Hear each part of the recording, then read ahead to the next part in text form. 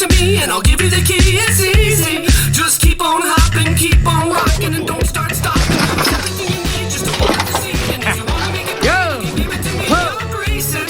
I believe for you. You wouldn't believe what I see in you. So don't stop. Don't let the dream drop off. Hold up and make it lovely, make it real, and make it yours. Don't stop.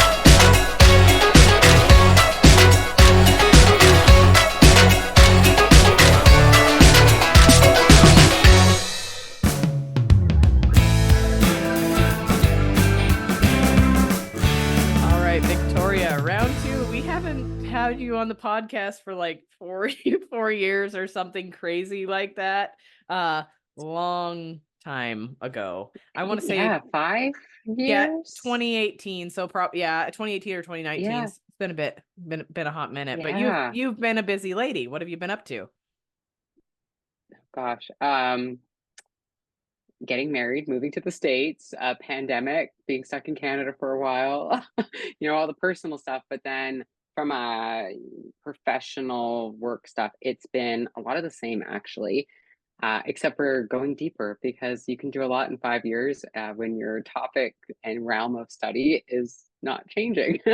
So Mhm. if, back in 2018, 2019, I was doing my PhD, doing research, presenting on all of this stuff, educating all this stuff. So everything in that kind of realm is the same.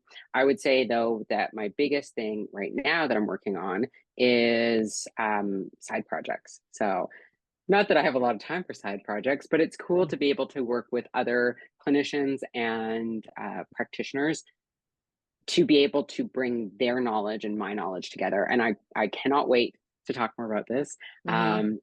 I will be able to shortly. I think I can. One of them I can talk a little bit about, but it's Dr. Gabrielle Lyon and I are working on a big project right now Mhm. about, I think, women, skeletal muscle health, and the nuances and interdynamics that we're talking about, not just the discussion around hormones, but everything and how there's the interactions, because we really both believe that there is so much more to that discussion Mhm. in order to help empower women to build skeletal muscle throughout their premenopausal, perimenopausal, menopausal, and beyond Mhm. for all cause good health. So that's a really cool project. Very, very grateful to be working on that right now.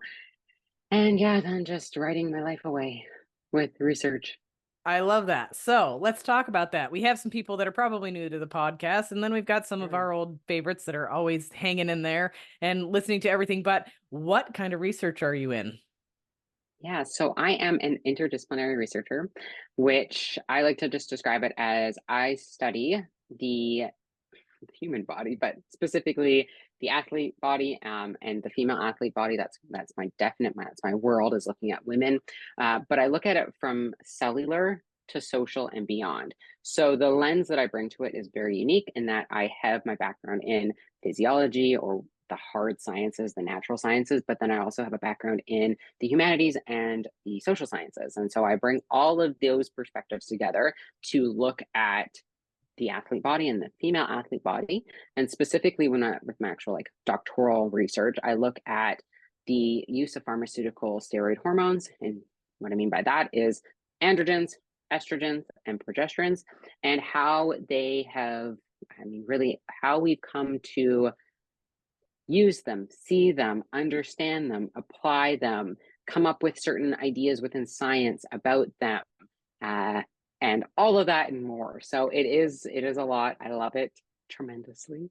Mhm. It really is the thing that keeps me going, even when times get hard with deadlines and everything else, because I know that this work is incredibly important as we get more people into the gym, more people interested in uh, especially women building strength or developing muscle, and that we have such a lag of knowledge behind where people are doing certain things, but we don't necessarily have the background understanding to Mhm. promote, understand, manage it. Mhm.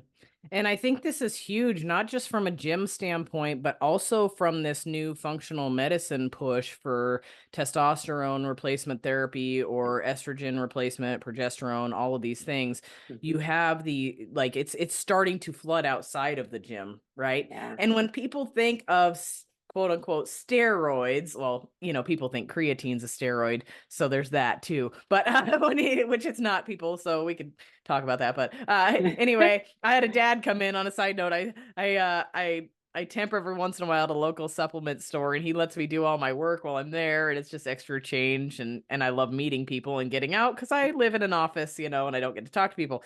And this dad comes in and he's like, my son's on the hockey team, and I would like to get him some supplements that'll help him out with his sports performance, but absolutely no creatine. We don't want anything with creatine in it. And so he was basically willing to feed his son a pre-workout with like DMHA and stuff in it and all this caffeine, but Yeah. wouldn't give him creatine. And I said, okay, well, I'm not trying to be this person against your thoughts and views. I said, but I want you to know creatine is not a performance enhancing drug. There's actually a lot of research supporting that it's actually good in prevention of Alzheimer's and all sorts of other things. I said it would not hurt your son at all to have creatine. And he was like, well, I'll think about that, but I've done a lot of research and it's really bad. And I was like, okay. But anyway, we are talking about steroids, not just the performance enhancing ones, but also testosterone, estrogen, things like that. There's a huge push for those in the functional med space as well that I think is having also a negative impact on people's health. Absolutely.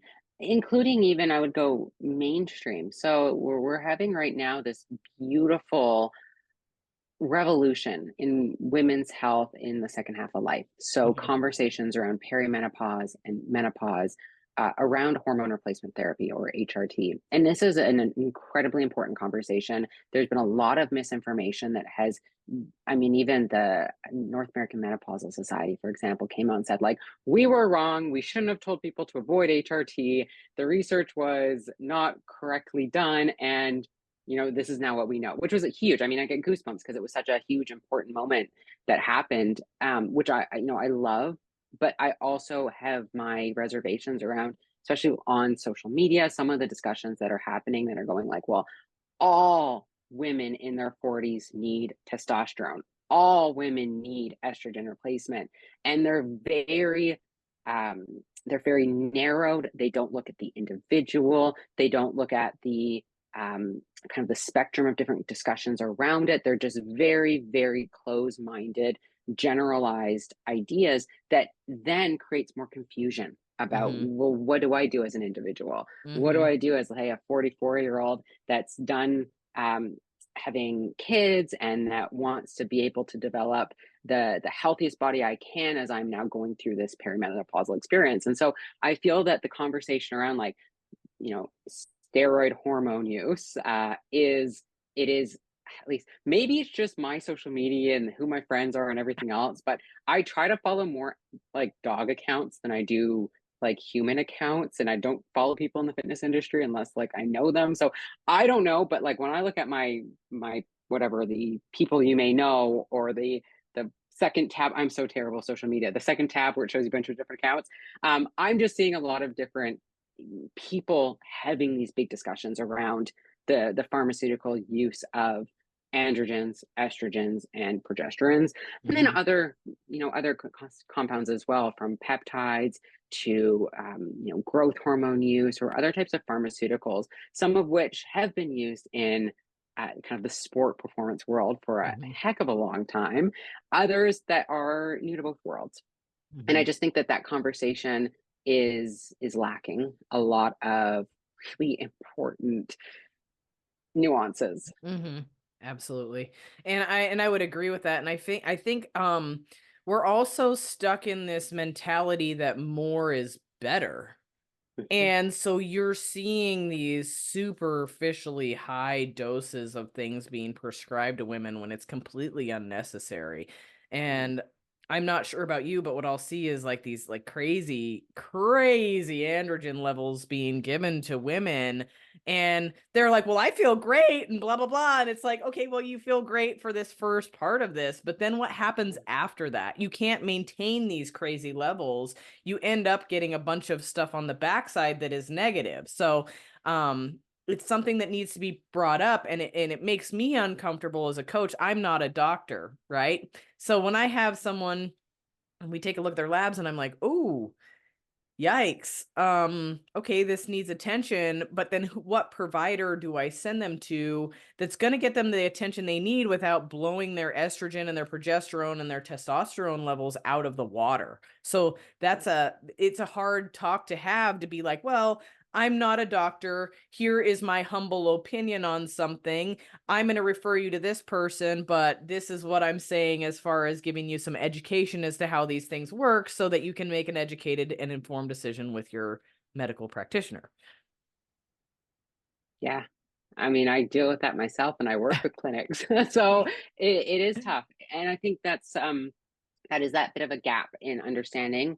I think there's also a big facet of it is that when we think about the steps we should take before pharmaceutically intervening in a particular case, they exist. So meaning that we should Huge. not just be looking to a particular substance as a cure-all or as a symptom management without considering whose body are we putting it into, and what are they doing to support either that symptom or just that clinical kind of diagnosis they may be experiencing that goes beyond just a drug therapy. So are there things that we could be doing that have less overall risks? I mean, there's risks with everything. There's risks with exercise, there's risks walking outside. So risks exist, but there are certain things that we do know will have a greater risk. And so things such as, and I'm just going to give some examples, are they getting adequate levels of physical activity? That Goldilocks, not too much, not too little. Same thing with food, not too much, not too little, nutrient dense. Are they doing proactive things to manage their stress? Are they ensuring that they have a healthy sleep habits? Are they doing all these things that we know do have a tremendous impact on somebody's overall systemic health, but also on like steroid hormone production, and not just production, but the efficacy of how they work in the body. And so before we kind of open that door into hormone therapies, we really need to explore other options. And that doesn't mean that at the end of it, we may not also explore hormone therapy, but we can do it a lot safer and more sustainably when we've actually optimized or at least built a foundation of health before we pursue it. Now, in certain cases, we do these things together. So particularly if somebody is in a really overall, let's say, hormone deficient state and they've been there for a while, we look at their age, we look at their reproductive history. Sometimes we'll pursue hormone therapies. However, we're also making sure we're doing everything else on the side. It's not happening in isolation. And that's where I feel like right now the conversations online do scare me, because it's like, well, this is what we need to do. Meanwhile, I'm sitting there and I'm like, okay, so yes, but no, and this is why. Or where's your footnote? Or hey, stop using those sexy taglines or cover slides or social media posts just to get followers, because most people aren't going to make it past the picture that you said, and with a text that says all women should be on TRT. Like that's just it's getting to the point now where I'm seeing more individuals that are, it's almost like fragmented truths. They take just what they want to get out to individuals, or that game of telephone that we all know and love from our youth, where we all would sit around in a circle, somebody would say that sentence, the person beside them ear, and then it would go around the circle. At the end, after say 25 kids, it was a completely different sentence. That's what I see a lot of, especially in my world, with people that are even, I would say, people that may have some degree of background in medicine or science, that they'll take a finding or an idea but it's already been extrapolated from somebody Mhm. else. And Mhm. then it's already been extrapolated from somebody else. So it may be, let's say, a finding from a research study. But ultimately, the first person who talked about it only looked at the abstract. They didn't look Mhm. at the full, or they just looked at the title of it. And Mhm. then they said a summary of it. And then that summary gets passed on to somebody else that's an expert on, you know, million followers. And then you Mhm. just see it. So all of a sudden I see this very like bastardized version of a finding with the person citing even the like the DOI or the reference to the paper. And Mhm. I'm, you know, I shouldn't laugh, but I do at times because I'm like, oh good God, did you not read that paper? Right. Like, that's not even what it says I at know. all. I've seen that on multiple Hmm. occasions where if But you now type we're, in something, it gives you that headline, but then you get into the weeds and it tells you all the nuances about it, and you're like, oh, well, this actually doesn't support this at all. yeah, absolutely. I mean, a beautiful example is, let's say, the impact. There's been some really interesting discussions around the estradiol. So that's the main form of estrogen Mm-hmm. in that the ovaries make, but also gets made in other systems throughout the body. So estradiol and its impact on skeletal muscle. Mm-hmm. And so that literature, there's been some really interesting, so it's called a meta-analysis, which is like a review of research that's done through some rigorous methodologies. So they're not just like cherry picking studies, they're actually doing some deep dives to be able to try to understand, like, what do we know? What has science told us about it? So Mm-hmm. and I'll just give an example. This is kind of a fictitious example, but Mm-hmm. also based on reality of what I Mm-hmm. saw. But the title of that review may say the impact of estradiol on skeletal muscle, Mm-hmm. um, or the positive impact. And so if you just read the title, you're going, okay, great, skeletal muscle impacts, awesome, great, okay, Mm-hmm. cool. But you start reading it, and when you read it, what it really gets into is it starts to go, hey, we've explored it. Let's say the impact of estradiol for satellite cells, which are a big component of skeletal muscle. But we still need more information. Mm-hmm. And then, okay, now the relationship between estradiol and mitochondria, which are the powerhouse of our body, they are the energy makers. Um, we've done a couple studies, but there's less than two that have the same findings. So we think there may be a relationship, but we still need more data. So at the end of it, what it really comes down to, it says there may be an impact. We believe it's positive, but we need a lot more data in order Mm-hmm. to better understand this relationship. Mm-hmm. Yet that's not what you see, because that's not sexy. That's not a Right. one, clickbait title or anything like that. And Mm-hmm. so, in my world, it makes me sad Mm-hmm. that people aren't doing their due diligence before they pass messages out. Mm-hmm. It makes me sad that they're not doing their homework. I think that, we should always be striving to continue to learn about the subjects that we're educating others on or want to be able to educate others on. Um, and that it doesn't involve just reading one study, it involves getting a lay of the land, Mm-hmm. depth and breadth of the Mm-hmm. field, and being able to read that study or read that finding critically, Mm-hmm. and ask questions. So, like, as a researcher and within my world, where we're looking at pharmaceuticals in particular, there are so many different forms of androgens and estrogens and progesterones. And when we look at the forms, that's just one facet of it. We also Mm-hmm. have to look at how they're being administered to the body, because that changes how they act and interact. We have to Mm-hmm. look at the duration of use, the dose, the user groups. So there's all of these different specific little elements that we have to account for, we have to read for. And then if we're comparing, let's say, study A and study B, well, they have to have comparable elements. That's not what Mm-hmm. you see people doing, though. They No. go like, birth control does this or HRT does this, and it's like, no, it's so much more complicated than that. Mm-hmm. Mm-hmm. Well, and I think another thing that's not being taken into consideration is practitioners, coaches, you name it, they're getting so fixated on the numbers, on Mm, the form, like on the lab work and all of that, and the data that, and what they think the data, how they interpret that data, that they're not actually being like, okay, well, how are you feeling? How is your libido? How is your mental state? How is your clarity? What are your what they're not diving into how that person feels overall and what their symptoms or not symptoms are, And I think that's a huge thing. Like, because if a lady has, we'll just throw low testosterone out there, right? Say somebody's labs are perfect, a female's labs are great, but her testosterone is low, like non-existent, right? But you're like, how's your libido? How's your mood? How's your energy levels? How's all these things? And she's like, I feel great. I have libido. We do, like, why would you fuck with that? I mean, like, but then these people are looking at the data and they're like, oh, your testosterone is less than 1. No, nope. TRT 300, we're going to shoot your serum levels up to 350, 300. Oh, how do you feel now?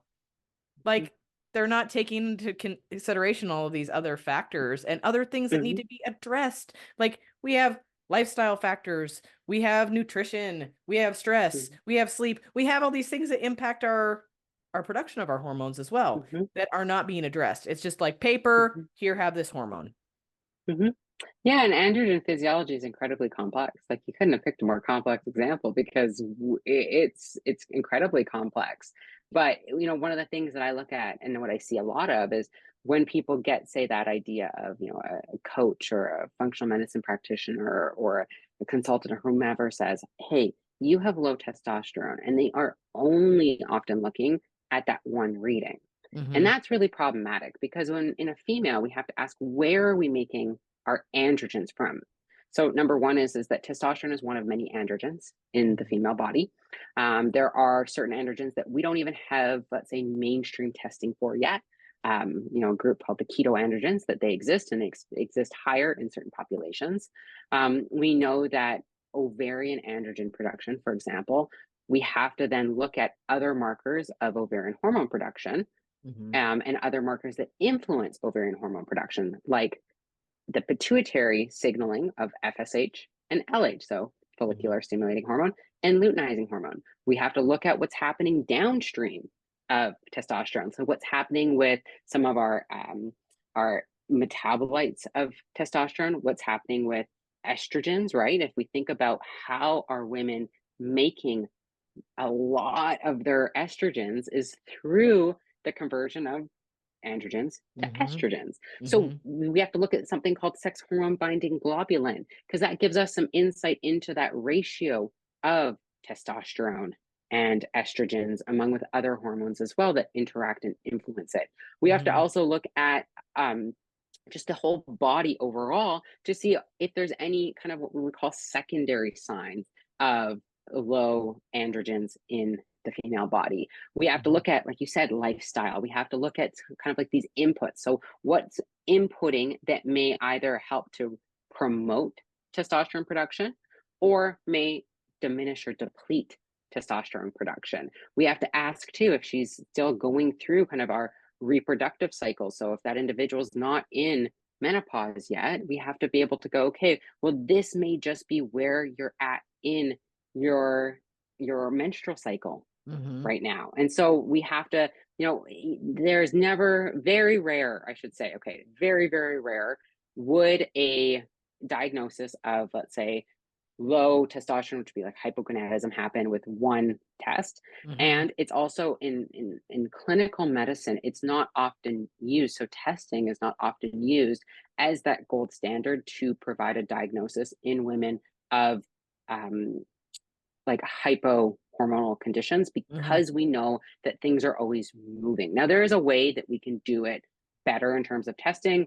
However, for the most part, we look at a bunch of different factors in order to be able to assess that. And, again, going back to clinical medicine, really the only indication right now for testosterone would be hypoactive sexual disorder, which means like a lack of libido and a reduced sexual functioning, so difficulty orgasming, and that happens from many other things beyond low testosterone too.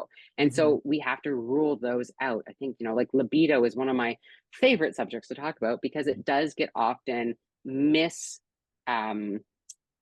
identified as the core indicator of something like low androgen function Mm-hmm. without considering how libido is influenced by a ton of different variables, Mm-hmm. both internal and external to the body. And so we almost have to go through all of all of those to have a conversation going like, hey, you're really stressed out right now, you're not sleeping properly, you feel disconnected from your husband and you have for years now, you feel shame around your body and the fact that you gained weight after having children, it's uncomfortable Mm-hmm. physically. Mm-hmm. Like we take all of those things and now we can have a proper educated informed perspective to be able to help that person find a sustainable solution Mm-hmm. that has the lowest risk profile for them, not only for today, but long term. And Mm-hmm. that's not saying that androgens are inherently like risky for women. They're not at all. However, we do have to be cautious. Like just like any drug that gets administered, we have Mm-hmm. to be cautious about it. We have Mm-hmm. to recognize that when we put it in the body, it's not acting in isolation. It's Mm-hmm. not like it's going to be like, okay, libido, I got you. Like that's not how it works at all. It is Mm-mm. so complicated. And Mm-mm. again, depending on where that individual is with her overall health state, her reproductive life cycle. So is she perimenopausal or premenopausal, or is she just that 1 year postmenopause, or is she even in kind of that zone after menopause, in which we know that androgens are still being produced from the ovaries if Mm-hmm.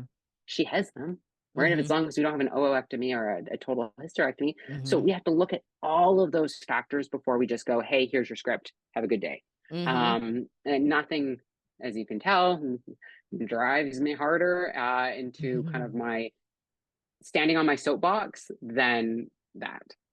Well, and that's exactly where, as a professional, I mean, especially doing what you do, the more you know, the more scary this becomes, because it's like, oh my gosh, I have opened up Pandora's box. I now don't know anything, right? Like, because it is Yeah. like it triggers the floodgates to where all of this other information comes in that you have to learn. And I don't know about you, but for myself, I feel as though I am completely unqualified to help anybody with any of their health anymore after I see some of this stuff that goes on. But that's another thing that I'd like to bring up, though, is so you Mm-hmm. have females have so little understanding of how their body actually works in the first place. For example, if you're like, hey, go ahead and do your lab work, I want you to do it on the 21st day of your cycle. Several things come up. What's the 21st day of my cycle? That's a great one. Mm-hmm. When do I start counting that? Or Mm-hmm. I had an ablation, I don't have a cycle. Or I had a hysterectomy, I don't have a cycle, which you and I both know many people that have a hysterectomy, they leave the ovaries. Sometimes not, Mm-hmm. depending on what the case is. And then you have to explain to this person, oh, well, if you still have your ovaries, you still have a cycle, even though you're not menstruating. And Mm-hmm. so we have to discover those things. And you can discover them. There are so many other keys that the body leaves to Mm-hmm. knowing where you are at in your cycle. So you still have a cycle. Some women don't know that if you had an Mm-hmm. ablation or you've had a hysterectomy. And in many cases, this is the other one that I get, is my doctor said I'm perimenopausal or premenopausal or going through menopause at age Mm-hmm. 38. Mm-hmm. There are other lifestyle factors that impact this that we have control over. Mm-hmm. Anyway. Absolutely. Yeah, no, absolutely. I think that like, I mean, you touched on a lot there, but absolutely, getting again, oh, you're gonna hate what I'm gonna say right now, but I'm gonna do it. I'm gonna do it. Mm-hmm. So even that idea of day 21 of your cycle, right? If Mm, somebody doesn't have a, if somebody has, let's say, a abnormal cycle right. length, Mm-hmm. day 25, day 21 becomes a moving target. So Correct. what I typically recommend is 5 to 7 days Mm-hmm. before your predicted bleed. Right. Yes. And now, if you don't know your predictive bleed, then we have to look at your menstrual cycle data, which you've already been tracking, hopefully, Mm-hmm. for the 3 to 6 months prior to. And with that, too, if that individual is hopefully tracking basal Mm-hmm. temperature, we can then get a better indication of whether or not they're even Ovulating. and whether or not does this make sense. And hey, if they are ovulating, but we've seen for the past 3 months, so when you ovulate, your basal metabolic temperature goes up, so your temperature rises, which is how we can get a really great kind of superficial reading of whether or not that person may be producing progesterone. But let's say that person has a 28-day cycle, and we've seen for the last 3 months that their temperature rise is happening on day 24. Getting those labs done on day 21 ain't going to help me figure out what her progesterone level is. So they're, even with that kind of like that caveat that gets used, we can unpack that more, and we can even add in more caveats to it. And there are certain individuals that like, so lab work for me, it's one tool in my toolbox. That's all it is. And it's so incredible when I get women that come to me and go like, well, you're going to want labs done, aren't you? And I'm like, I don't know. Like, maybe. I don't know yet. I haven't talked to you. I haven't actually done a proper health history. I haven't properly done a kind of lifestyle audit.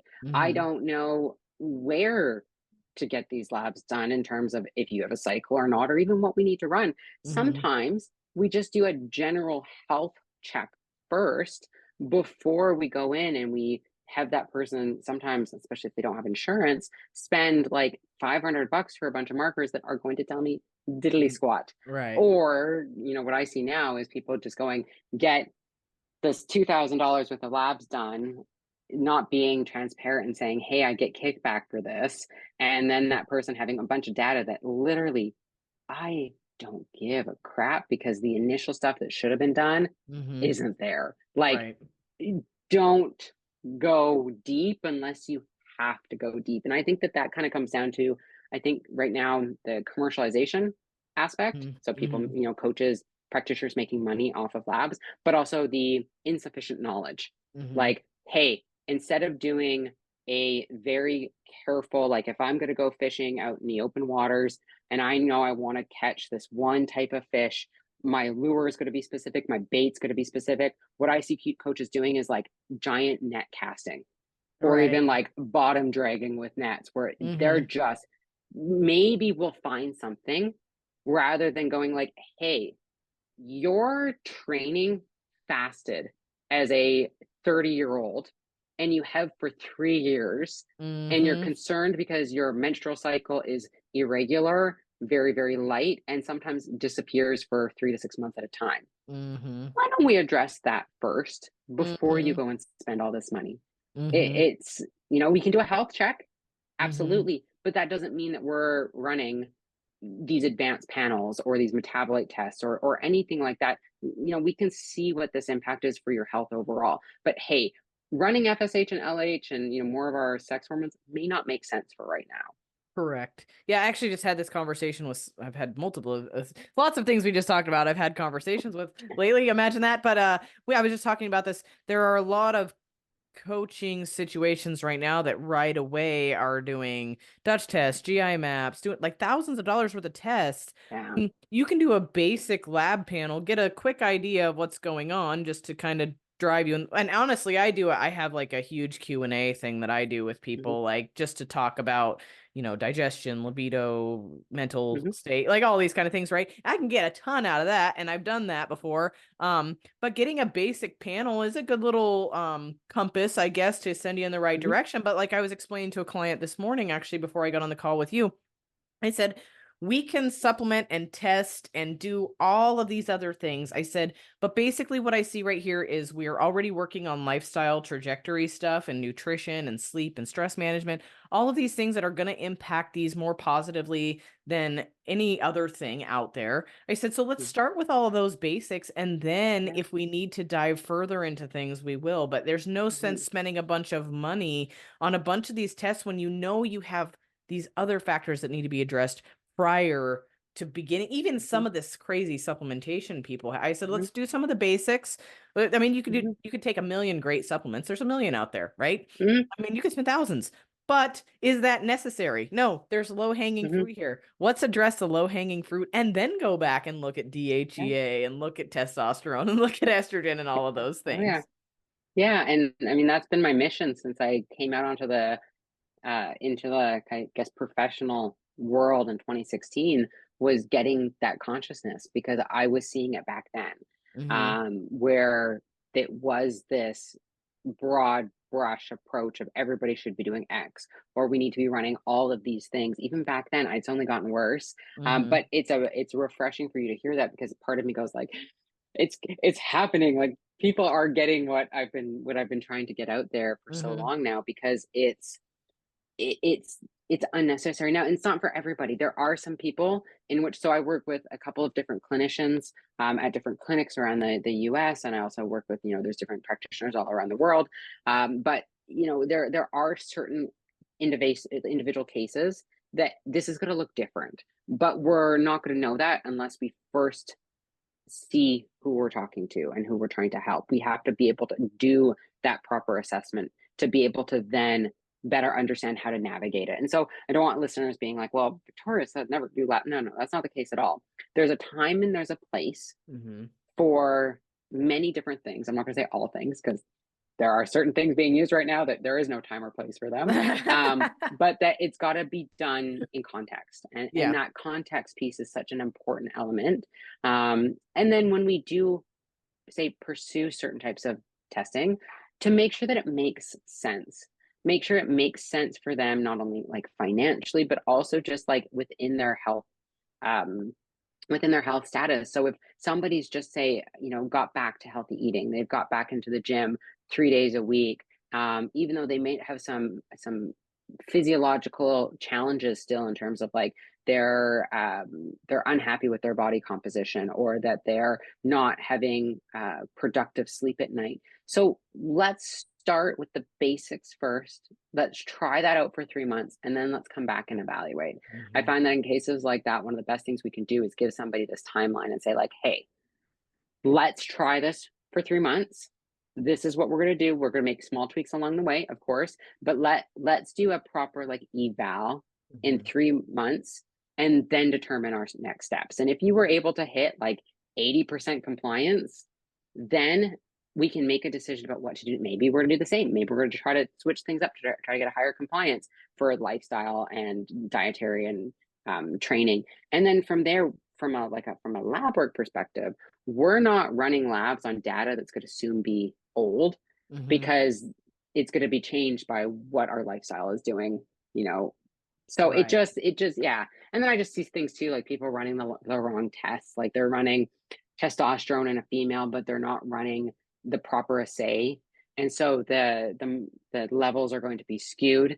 So Mm-hmm. people are going to perceive that they've got much lower levels than they actually do. Mm-hmm. And it's just like, my goodness, we should, if you're somebody who is and listening to this, and if you are somebody who recommends labs, you damn well should know what an assay is. You damn well know which ones we should be using for women, and you damn well should be using the right one, Mm-hmm. even if it costs that person a little bit more. Because if Mm-hmm. not, don't waste your money, Mm-hmm. or don't waste your client or your patient's money. Mm-hmm. And that's a whole nother thing, right? People think they're like, oh well, why would I spend 250 or 300 on labs? That's expensive. I want my insurance to cover it, blah blah blah. People are going out and spending money on much more frivolous things that don't revolve around their health. When I tell people what I spend on my health and consultations with professionals and Mm-hmm. things to make sure I'm not messing things up, they're like, oh my God, that's so expensive. How do you do that? I'm like, yeah, I run my labs every 3 months. They're like, Mm-hmm. what?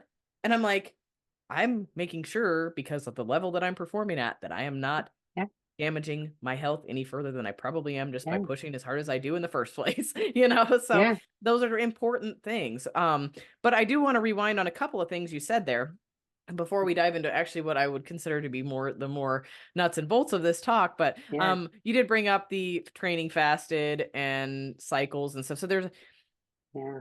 we talked about some things off air that were fun. I should have just recorded Yeah. it, but I didn't want to put you under the knife. But anyways, in the social media space, you mentioned training fasted and all of these, like, so historically, I feel women do not respond well to the fasted training states and the ketogenic diets and all of this stuff.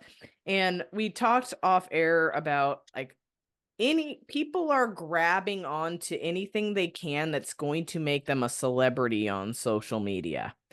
And so even if it doesn't work for them anymore and they've learned better, they're still pushing it You want to know why? They're not willing to break out of their narrative and say, "Hey, I was wrong. I changed my view on some things." Now, there are some great people out there that I do that have, and they're like, "Wow, I didn't realize that this was impacting me negatively," but you don't know until you know, type of, and I appreciate those people.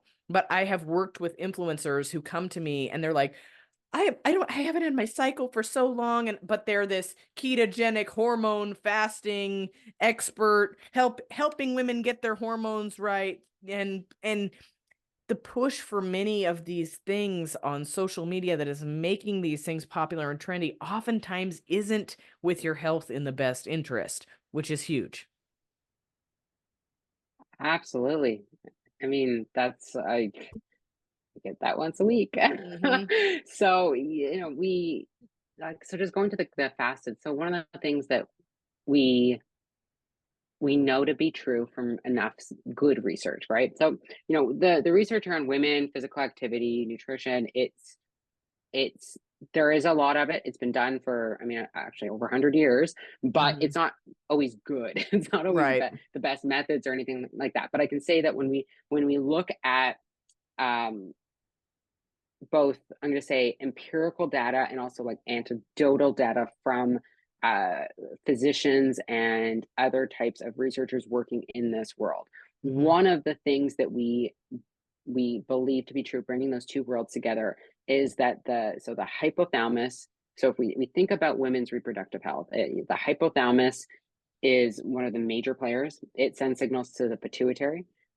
The pituitary sends signals to our ovaries. Now, there's a lot of other, as you got to see at my talk at Swiss, there's a lot more other elements involved and inputs and everything else. But for just the purposes of this podcast, like those three pieces. So all three of those pieces need dietary uh, input for them to work adequately. And the Mhm. hypothalamus in particular, it creates signals when there's adequate calories, protein, and carbohydrates. We Mhm. know that from research. We've seen that. So, for example, the hypothalamus is incredibly sensitive to carbohydrates, Mhm. and that the ability for the hypothalamus to tell the pituitary gland to send adequate signals of follicular stimulating hormone and luteinizing hormone, we know that glucose availability, so brain glucose availability, is a really, really important element to that, Mhm. because we have to be able to have that for these organ systems to actually work adequately. Sometimes what can happen is we get too many signals being sent or not enough signals being sent, but that is there. And we also know that first thing in the morning is when a lot of our hormones get produced, not just our reproductive hormones, Mhm. thyroid, for example. Mhm. And so if we aren't eating at a proper timed interval first thing upon waking, we are not giving the systems the fuel they need to send adequate signals. Then, if we're layering a high stress on top of that, like training, Mhm. now we're getting a double hit.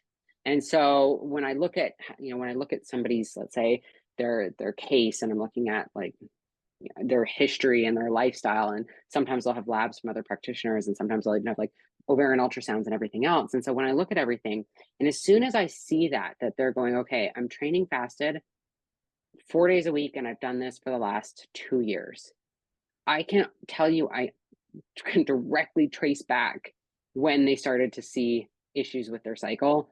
And birds of a feather flock together. We're seeing those two things together. Now, this isn't everybody. There's Mhm. obviously going to be other people, but I see that a lot of the time. And it is a Mhm. big challenge, because now we're going to have to talk about, not only improving or changing our dietary habits, but also changing our scheduling, which often that is way more traumatic for certain people I work with, that they're just like, no, I can't. But it's like, but if you don't, what Mhm. are we walking into? And Mhm. hormone replacement therapy is not the solution for this, because you're Mhm. still not going to be making adequate FSH and LH. Mhm. So, yeah, we might be able to give back some of the hormones that your ovaries aren't making from their not being properly fed and over kind of stimulus, but we're throwing shit at the wall and hope that it sticks at that point.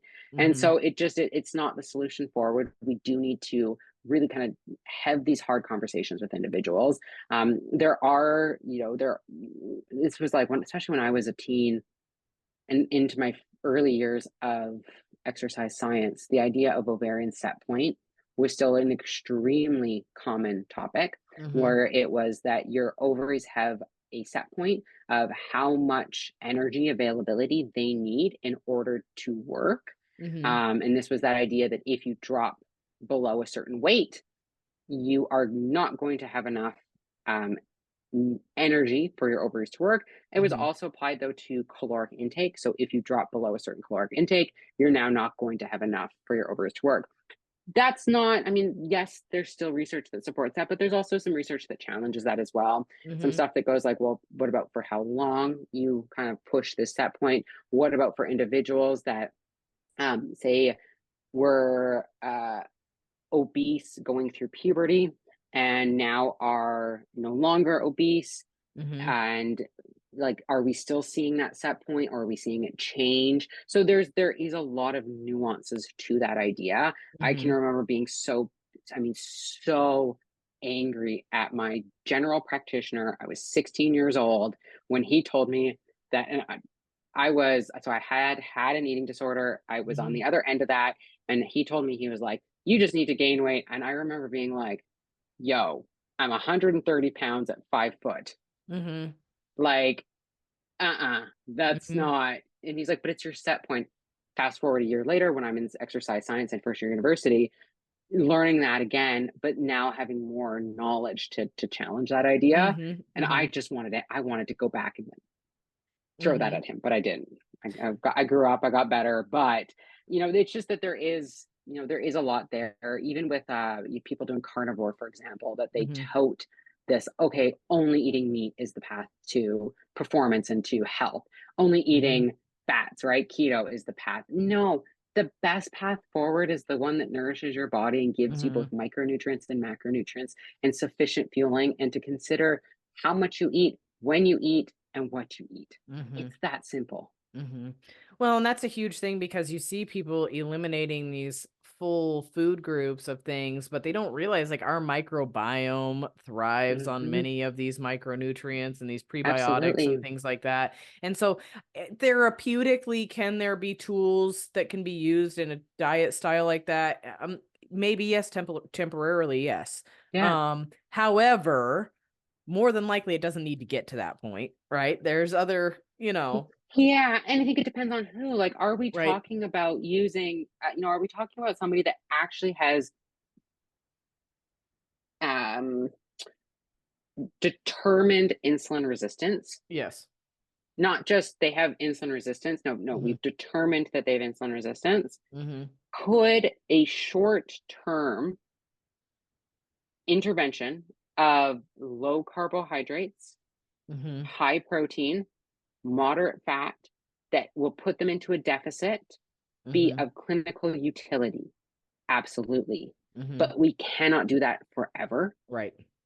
We have to, it's no different than when we're talking about like performance enhancing drugs that gets used in like the fitness industry. These are supposed to be used for a short duration or temporary duration. If somebody has a certain illness and they're prescribed a medication, and now that medication sometimes will have a warning that it can only be used for a short period of time, or it can only be used with certain kind of levels of or determined markers, that once those disappear, we have to pull it, because that now it can cause more damage. I see this people that get put on, say, statins, and then they get them put on statins, and then they go and they get and start training and working out, and they lose a bunch of weight, and they go back to their doctor because they just feel like crap. And you see that, like, hey, you don't actually need to be on a statin anymore.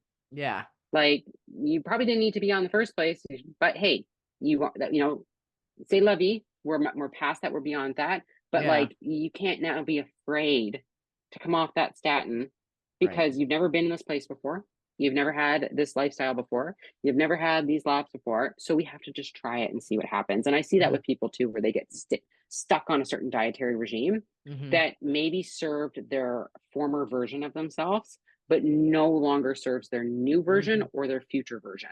And we always have to think about that, whether we're talking about training, whether we're talking about nutrition, supplementation, drug use, we really have to always put, and it goes back to context.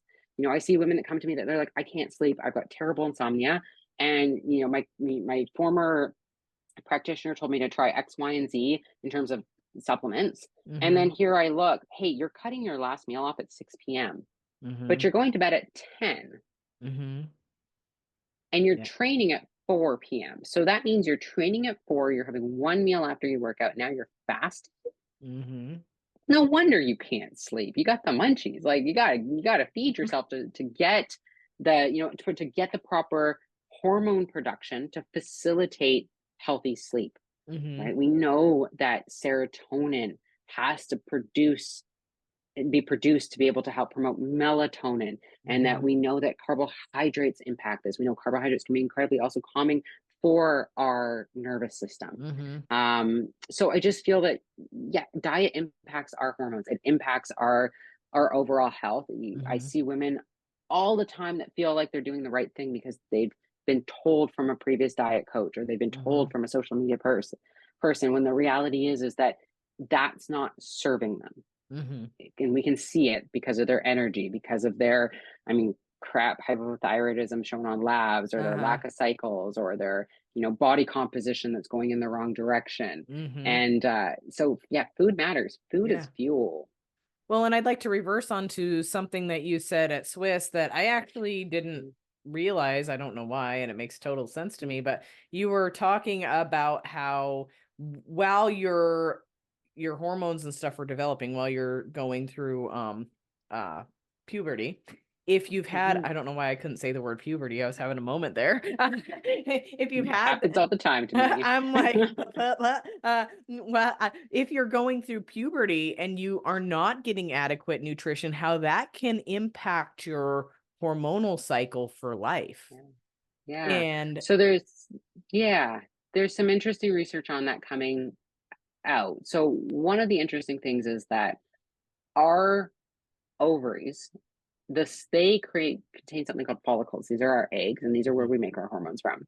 And we have to have a bunch of inputs in order for those follicles to be able to develop and make proper hormones.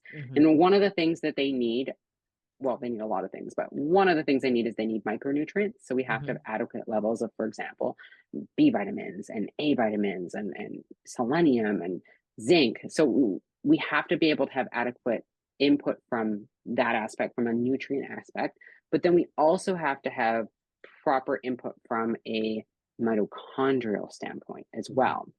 And so the mitochondria are they're the powerhouses of our cells. We absolutely have to do what we can throughout our entire life to nourish them, but particularly as we're going through these critical growth periods.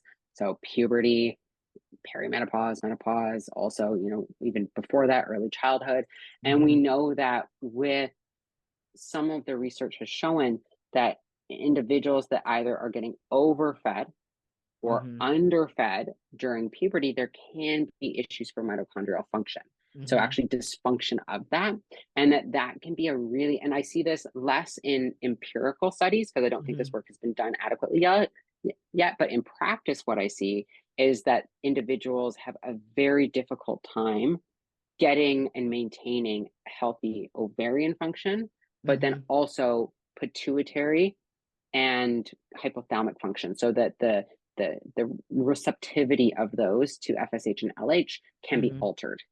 And that there are some individuals that believe that this is lifelong. There's other individuals that think that we can slowly begin to create change with exposure. So like the more that somebody has FSH and LH being produced, they may get more sensitivity to them. And then that's going to mean that they're going to be able to carry this on by themselves. It's fascinating to me because we don't give those things enough credit.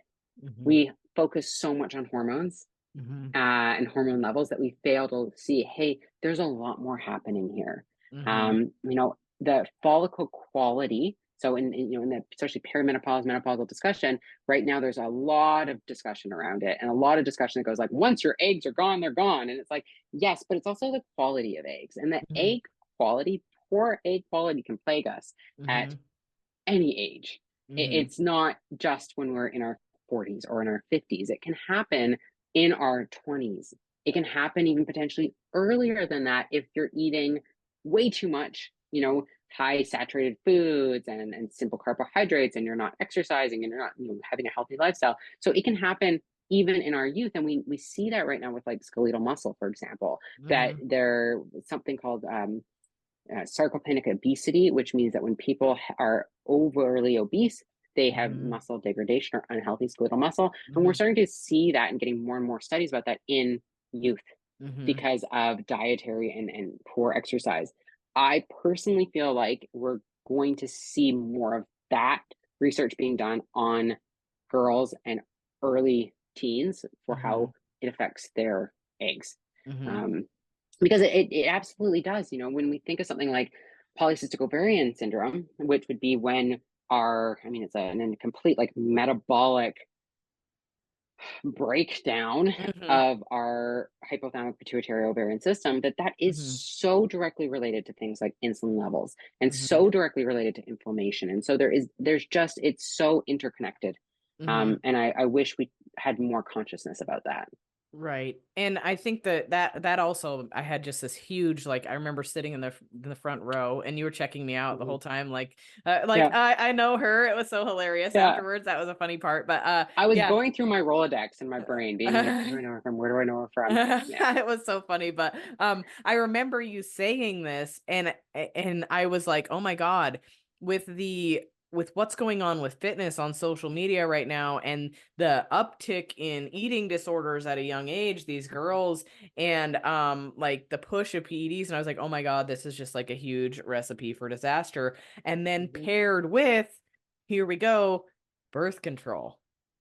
So now we have this recipe for disaster, and my brain was going crazy because in the general population, so I'm going to say people outside of fitness, if you were to walk up to somebody and say, yeah, I'm an enhanced athlete, which they probably wouldn't understand, but, or I use performance enhancing drugs or steroids, people would freak, right? They would be like, you piece of junk, you're a cheater, like that's unhealthy, blah, blah, blah. But what people don't understand are there are many drugs we are using that are prescribed like candy that impact you in the same way. And one of those is birth control. And we're giving it to our young ladies. Yeah. It's why I'm here.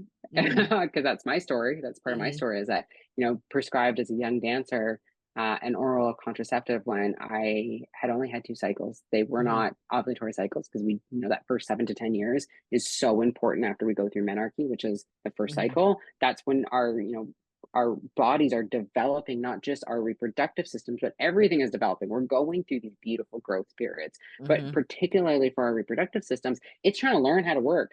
And so, going in and just being completely like, hey, here's this drug that's now going to shut you down. And it's a challenge. And the reason why I'm like, is because there's so much, like I look over at my mess of a desk right now, but there's so much to it, because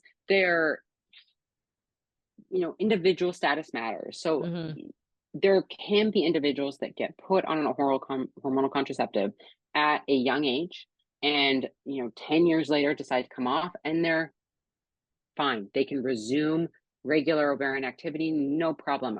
But that's not everybody. And I feel that, especially in I think the women's health space, there was about 3 months ago this after the Washington Post, or is it New York Times article that came out about birth control, and it was very like, why are people going off of it? And then there was a rebuttal. It was a mess. But the reality is that we don't have this data. It does not exist. Yes, it gets prescribed to young individuals. The reason why it gets prescribed is for hormonal contraceptive purposes, so birth control, not for it was not intended for menstrual cycle manipulation initially. Right. It was not intended for young individuals initially. So initially, when the hormonal contraceptive pill was released in the early 1960s, there was a age limit. So where you had to be able to fit between a specific age cohort in order to be able to be on it. There was also a duration as well. Short duration, not long term. That changed over time. Research done about what happens afterwards. That still is, I would say, there's a lot of work that still needs to be done here. Yeah. There are some studies that have been done that say that there's no issues with fertility. There are other studies that have been done that say that no, there is a delayed fertility for individuals that come off. There's other studies that have said there is delayed fertility, particularly when they come off and when they start. So there's many, many different perspectives, and we can get even more nitty gritty and start to think about like, well, do certain individuals maybe have a higher risk for challenges afterwards? Do certain pill types or contraceptive types have more challenges? So there's a lot of different nuances here. But, one of the things that we do need to recognize is that these drugs are not risk free. Now, some of the risks are less than they were with older formulas back in the day. So, when in the late 60s, early 70s, there was a big discussion around blood clots in women who were on the pill, but the estradiol levels, or the synthetic estradiol levels, were much, much higher back then. So there are still, though, reports of women having blood clots. It is relatively you could say a rare phenomenon, but it still does happen. There are still potential challenges for individuals for coming, fertility once they come off.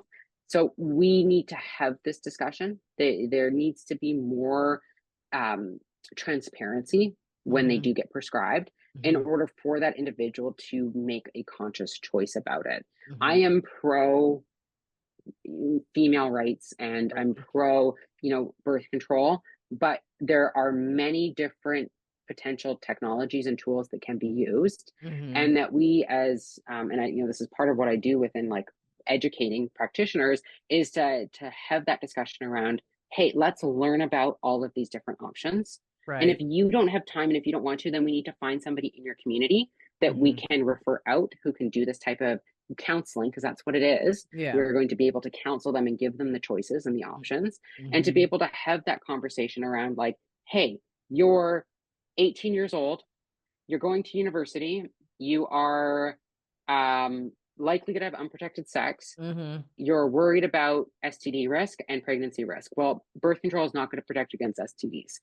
So we're going to have to use condoms, because that's female male condoms. That's our only way forward on that end. Unless you are not having any type of, you can, but I can't even say that, because I would say vaginal sex, but you can get herpes from oral. So, if we're going to though have that conversation, it's a challenging one, it's a difficult one, it's a necessary one as far as I'm concerned. Because then it goes, okay, is that the right form for them? Having individuals just demonize hormonal contraceptives is not the way forward, but also having them be complete ignorant towards the potential risks is also not the way forward.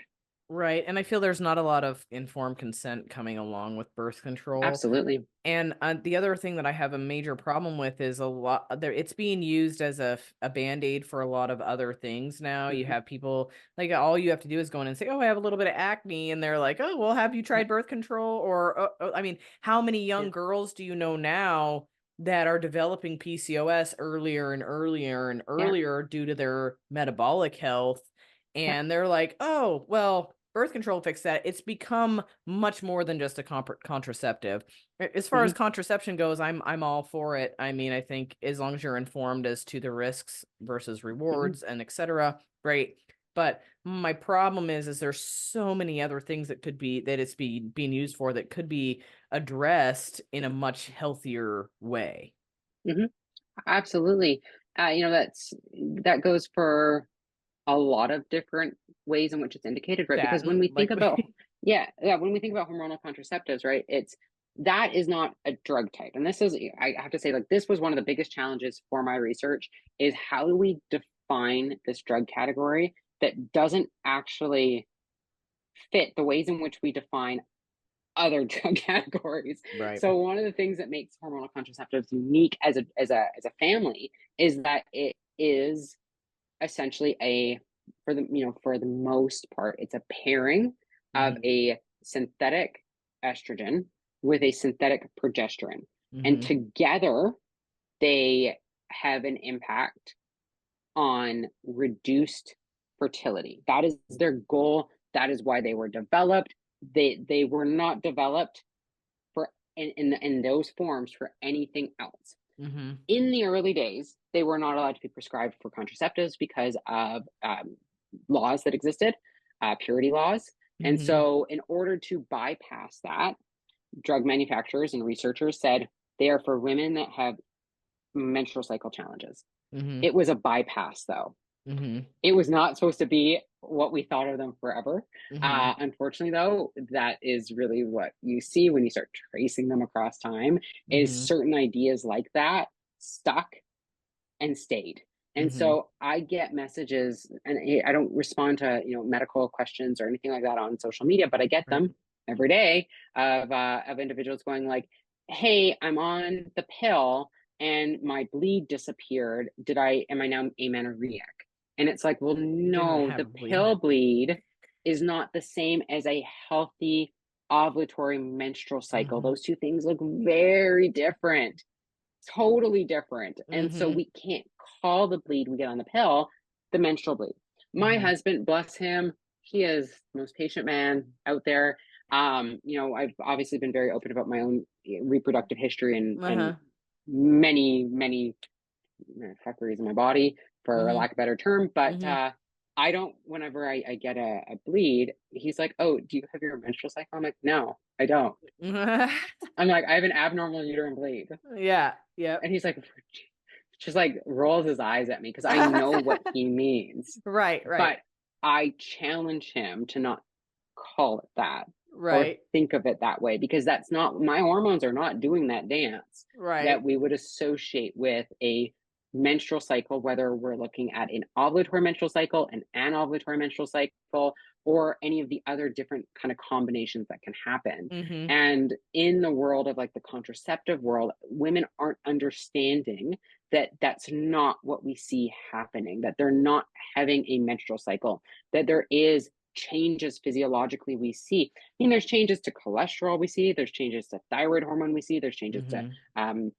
cortisol production, there's changes to neurochemistry, neurology. I mean, there was this fantastic paper I was actually reading this morning from a group of neuroscientists being like, this is a void in the research. We know a little and we know enough that should scare us, but nobody's doing the work to fill it. Mhm. And I Right. was like sitting here being like literally like fist pump in Yeah. the air, being like, yeah, this is That great. happens. Because it have that. We have this delay in information. And I argue part of it is because we've called them Mhm. hormonal contraceptives. And with that becomes this kind of like this guise of sorts, this cloak of sorts that Mhm. then shifts how we talk about them and how we research them. If Mhm. we called them an anti-ovulation pill, Mhm. we would be in a much different place right now for prescribing. That was one of my findings from my research, Mhm. my 9-year long project, Mhm. is that if we called them what they were from a Mhm. biochemical outcome, like what Mhm. does it actually mean to control fertility, we Mhm. would change. And I believe the same thing for anabolic androgenic steroids, which is Mhm. why I don't use that terminology, Mhm. because it shifts then how we use them, how we perceive them, how we research them, how we regulate them. And in my humble opinion, we've done it all wrong. Mhm.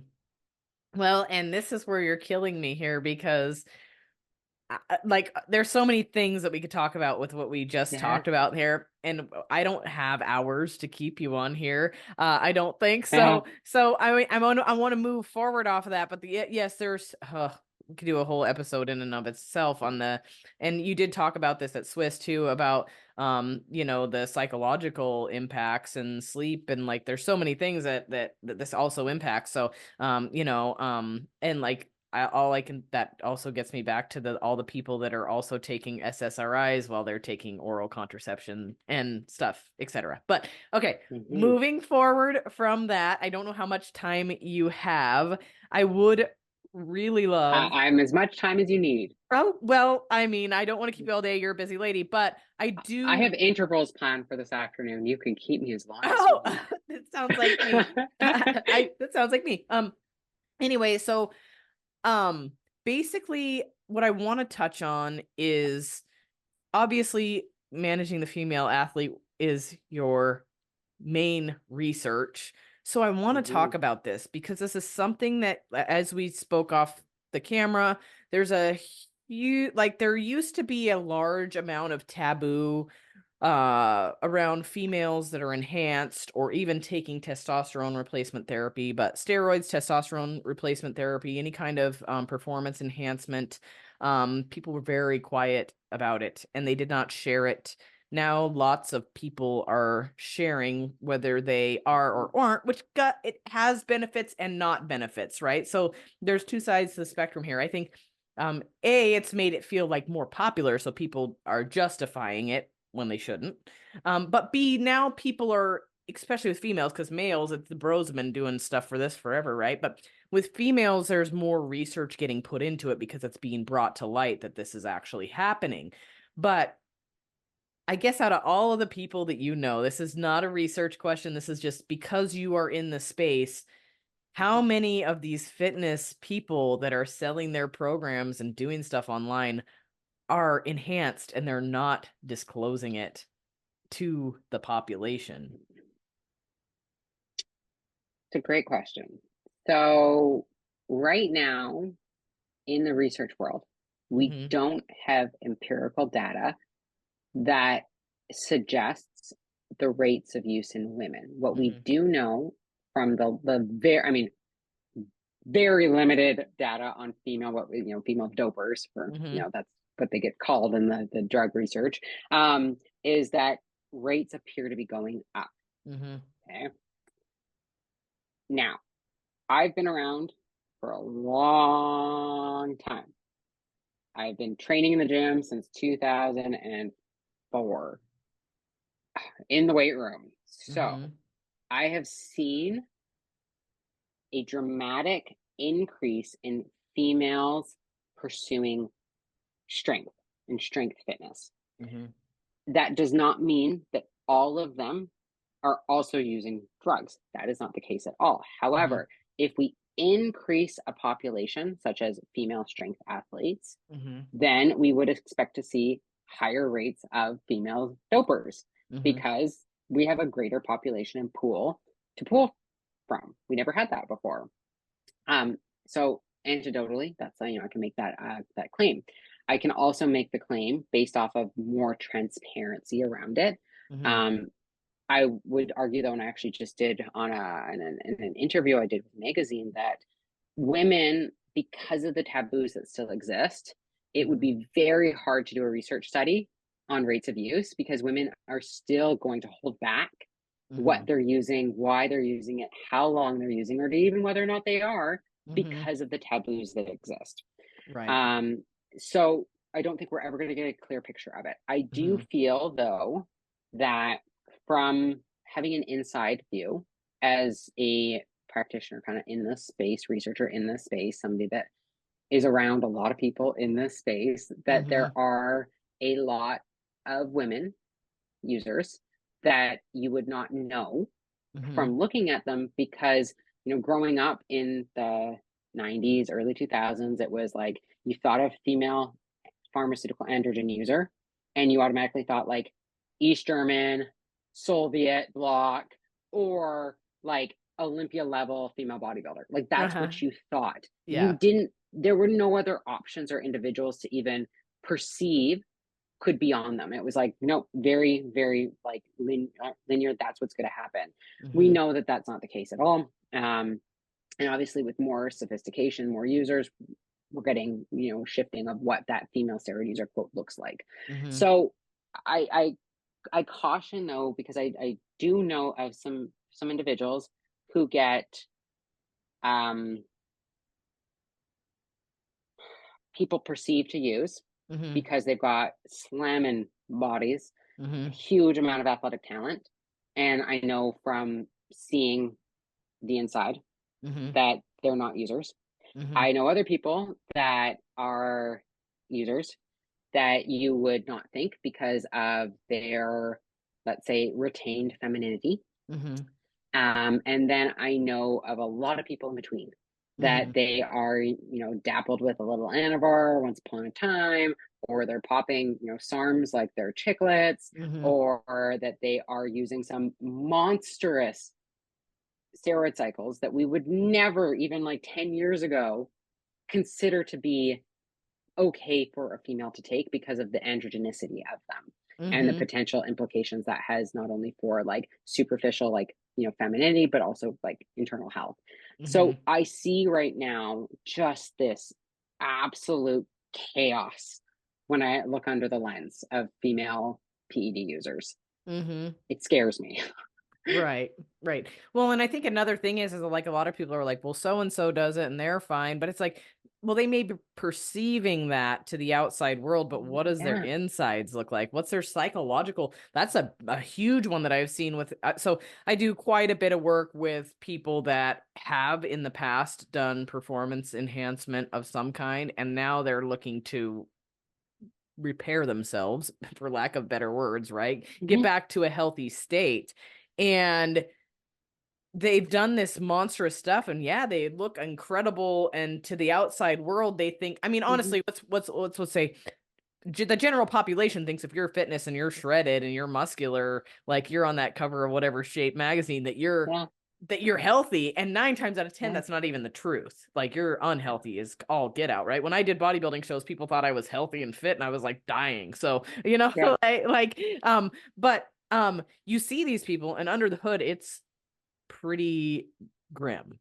I mean, Absolutely. and what people don't realize is very little of these drugs can be extremely detrimental to your long-term health.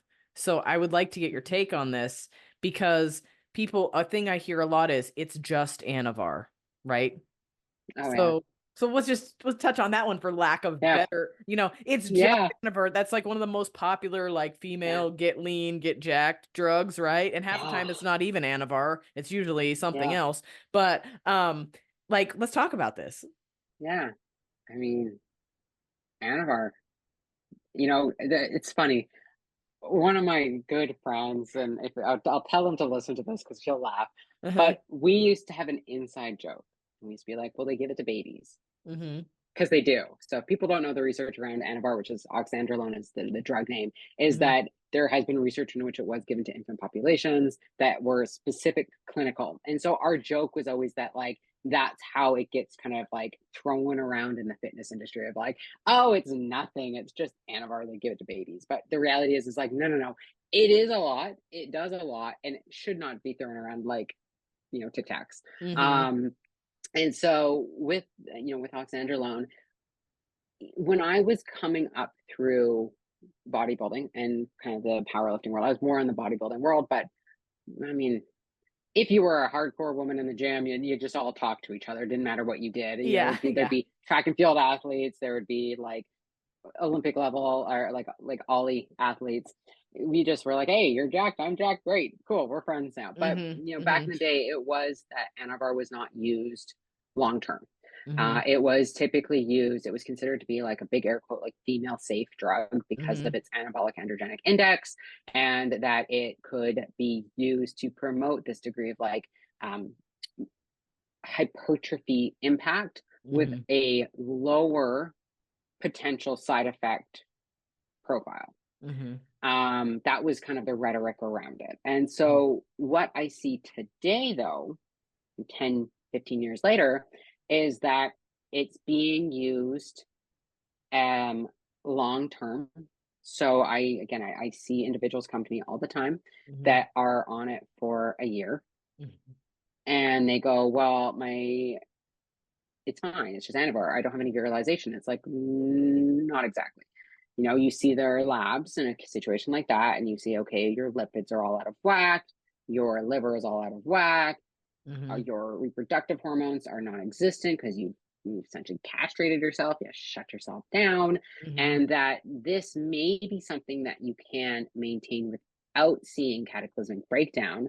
But the reality is, it's not something you can see, have that impact for too long before things start breaking down.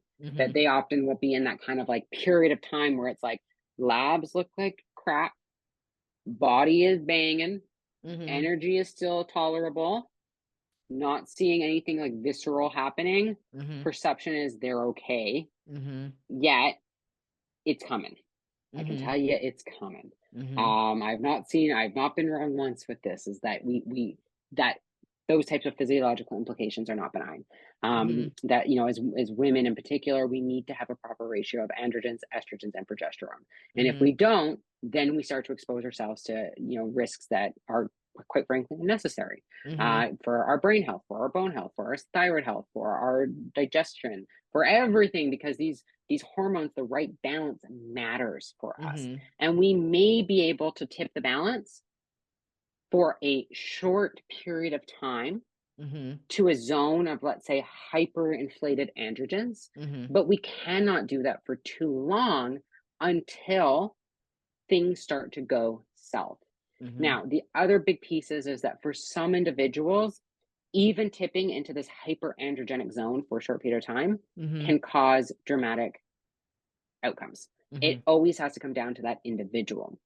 When I talk about androgens, and I know you've heard me say this, I don't call them side effects. I don't call things like facial hair growth or acne or voice changes. I don't call those side effects. I call them unintended effects, because they're associated with high androgens in the female body. They're just not the ones you want.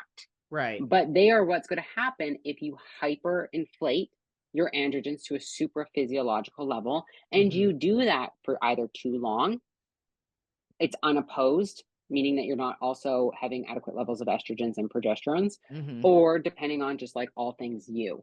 There can be individuals that even just inflating it higher can cause potential detrimental outcomes relatively rapidly, from genetic bases to certain types of other like systemic health issues happening, such as pre-existing insulin resistance or metabolic issues, or even just some individuals have higher levels of 5-alpha reductase, which is the enzyme, superficially on their in their cutaneous, which then means that even having a little bit amount of let's say higher levels of androgens is going to cause facial hair growth or acne, because that's them.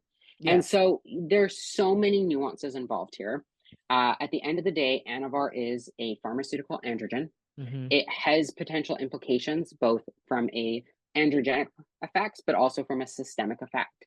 It is not something that we should be taking lightly. It's not something we should be taking all the time. It's not something that we should think that, the devil is in the dose for in terms of like, because I see this right now where people go like, well, I'm only taking 10 milligrams or I'm only taking 20 milligrams. It's like, wait a second here. It shouldn't be that you're perceiving that is this litmus of your quote risk or safety.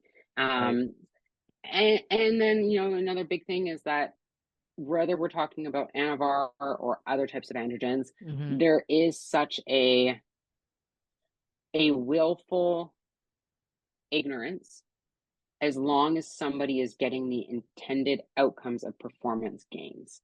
Right. So they're willing to turn the blind eye to something like virilization, or they're willing to turn the blind eye to, hey, you haven't had a bleed in a year, or hey, whenever you do get one, it's terrible. They're willing to forget that and forgo that because they're walking around, with 12% body fat and putting an extra 10 pounds on their bench every 6 months. That they're like, I'm cool with this. This is fine. This is part of the game and I'm in it. When it's like, there's, I don't want to say that's wrong, but it is. There's so much more you should be considering. There's my PC version of it. Right. And I mean, we kind of talked about that off air.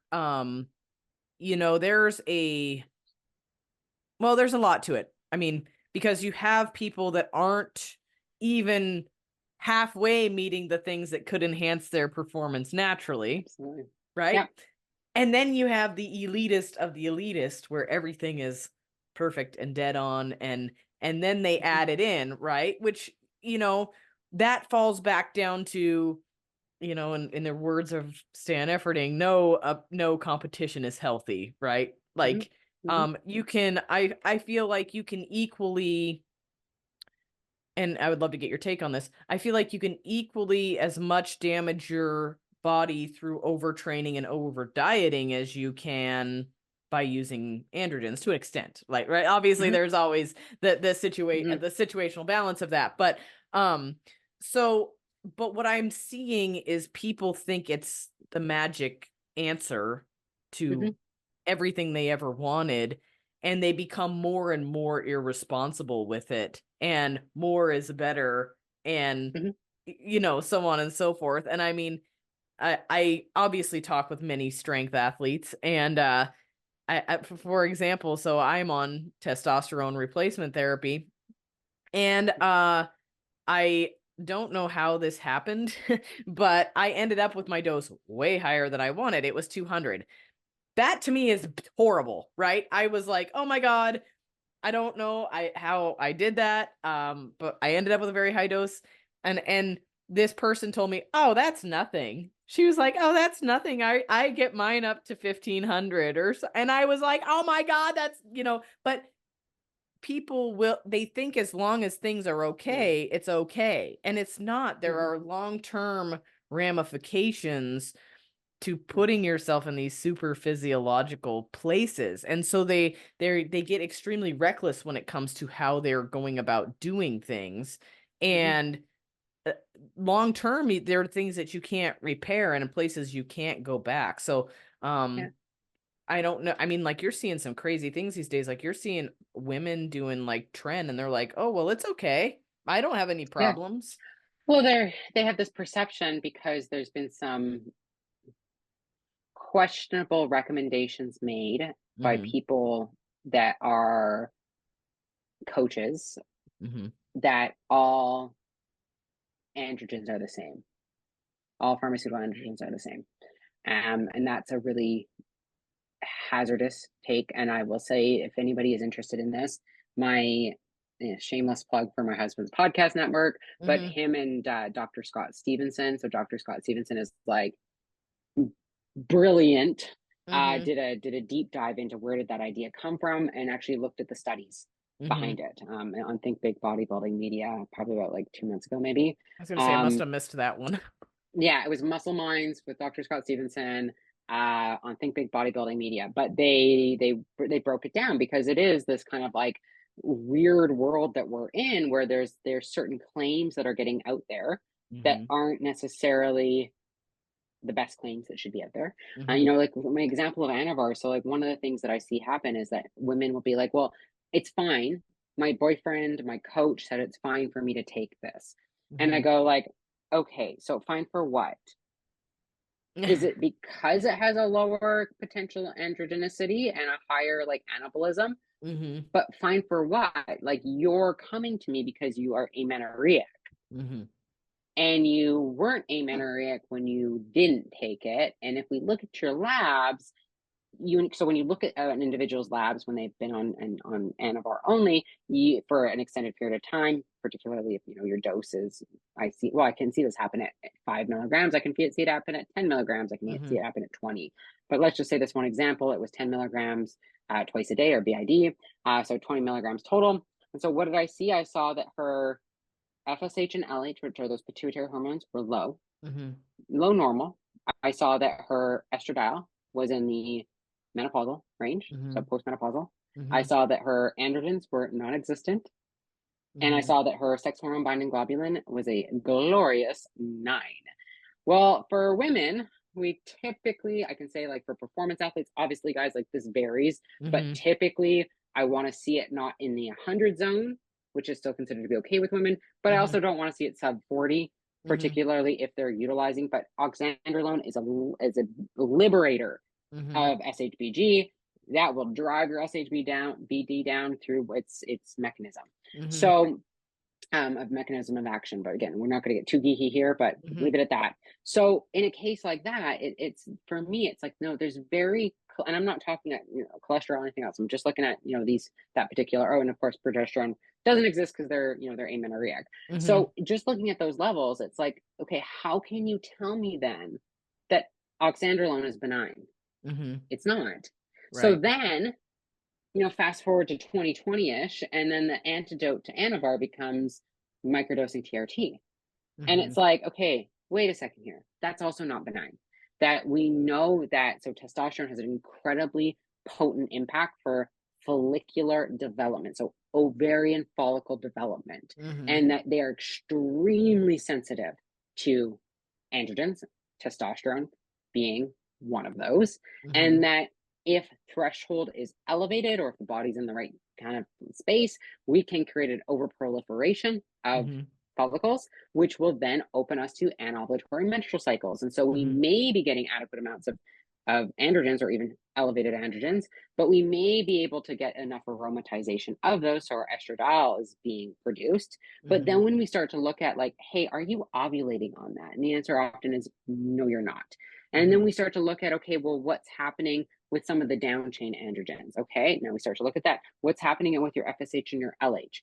And we see that even at, and I'm going to call it like microdose, and I'll talk about what that is in a second here, Mhm. that still is not benign depending on the individual, Mhm. because we're not looking at them in full picture. We're not Right. asking their age, how long they're on it. We're not asking under what circumstances they're using it. So, if somebody is doing a competition prep, let's say for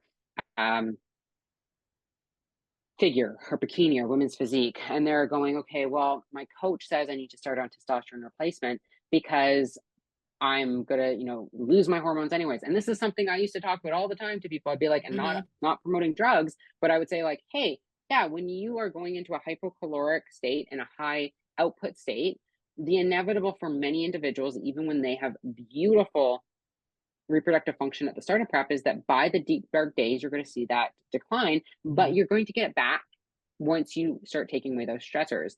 That's Right. not for everybody. And if that's not for you, then we need to talk about why and if this is actually safe for you to do and how can we do it better. But Right. that's a very individual conversation to have. Mhm. But what I see is that preemptively, women are being put on these drugs at the beginning of prep, being like, well, it's just TRT, it's fine. But they didn't actually need it at that point in time. Right. They're Right. still producing sufficient amounts of Mhm. testosterone. So then They're you're producing a lot of estrogens. So now they're Mhm. driving things up. Mhm. Well, okay, wait, 12 weeks out, it's really hard for my body to lose fat right now. I'm not responding. It's like, yo, why? Because you just induced hyperandrogenism. You're Right. now reducing, or you're improving, or pardon me, you are reducing insulin sensitivity, driving up kind of a hyperinsulinic state. Mhm. And depending on their past and their adiposity and everything else, that gets really, really challenging. Mhm. Whereas, my take on it is like, yeah, we can try to get ahead of certain risks, Mhm. absolutely. But we always have to ask ourselves, as as people in this world, if we are trying to truly mitigate and manage risk, we have to look at all risks Mhm. and we have to break it down, whether we're talking about drugs or the activities we're doing or the diets we're doing or whatever. We have to really break it down, and then we have to put it into context of the individual. Mhm. If that person already has really poor reproductive function, is the Mhm. best thing for them to prep for a bodybuilding contest right now? No. The answer is going to be no, it's not.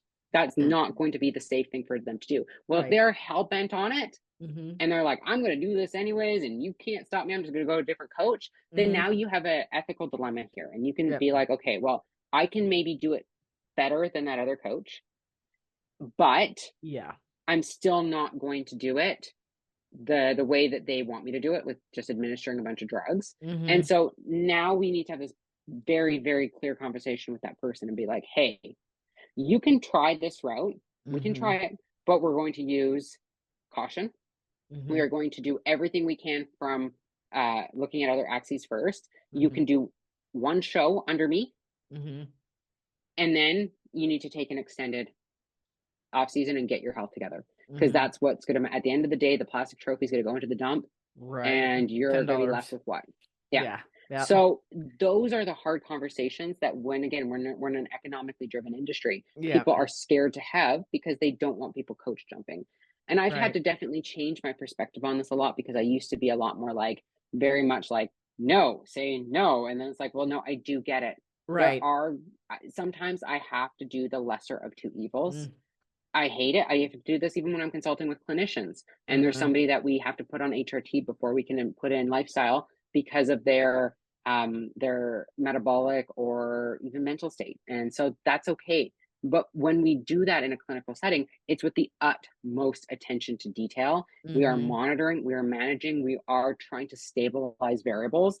That's not the same as a contest prep situation. And so, yeah, I just think that like you get information like that misconstrued. You get people thinking that what they're doing is better or safer. You get people doing just stupid stuff, like going on certain like women's health formulas during their prep. And I'm like, why? You're shut down. Yeah. Why would you waste $75 on that to do what?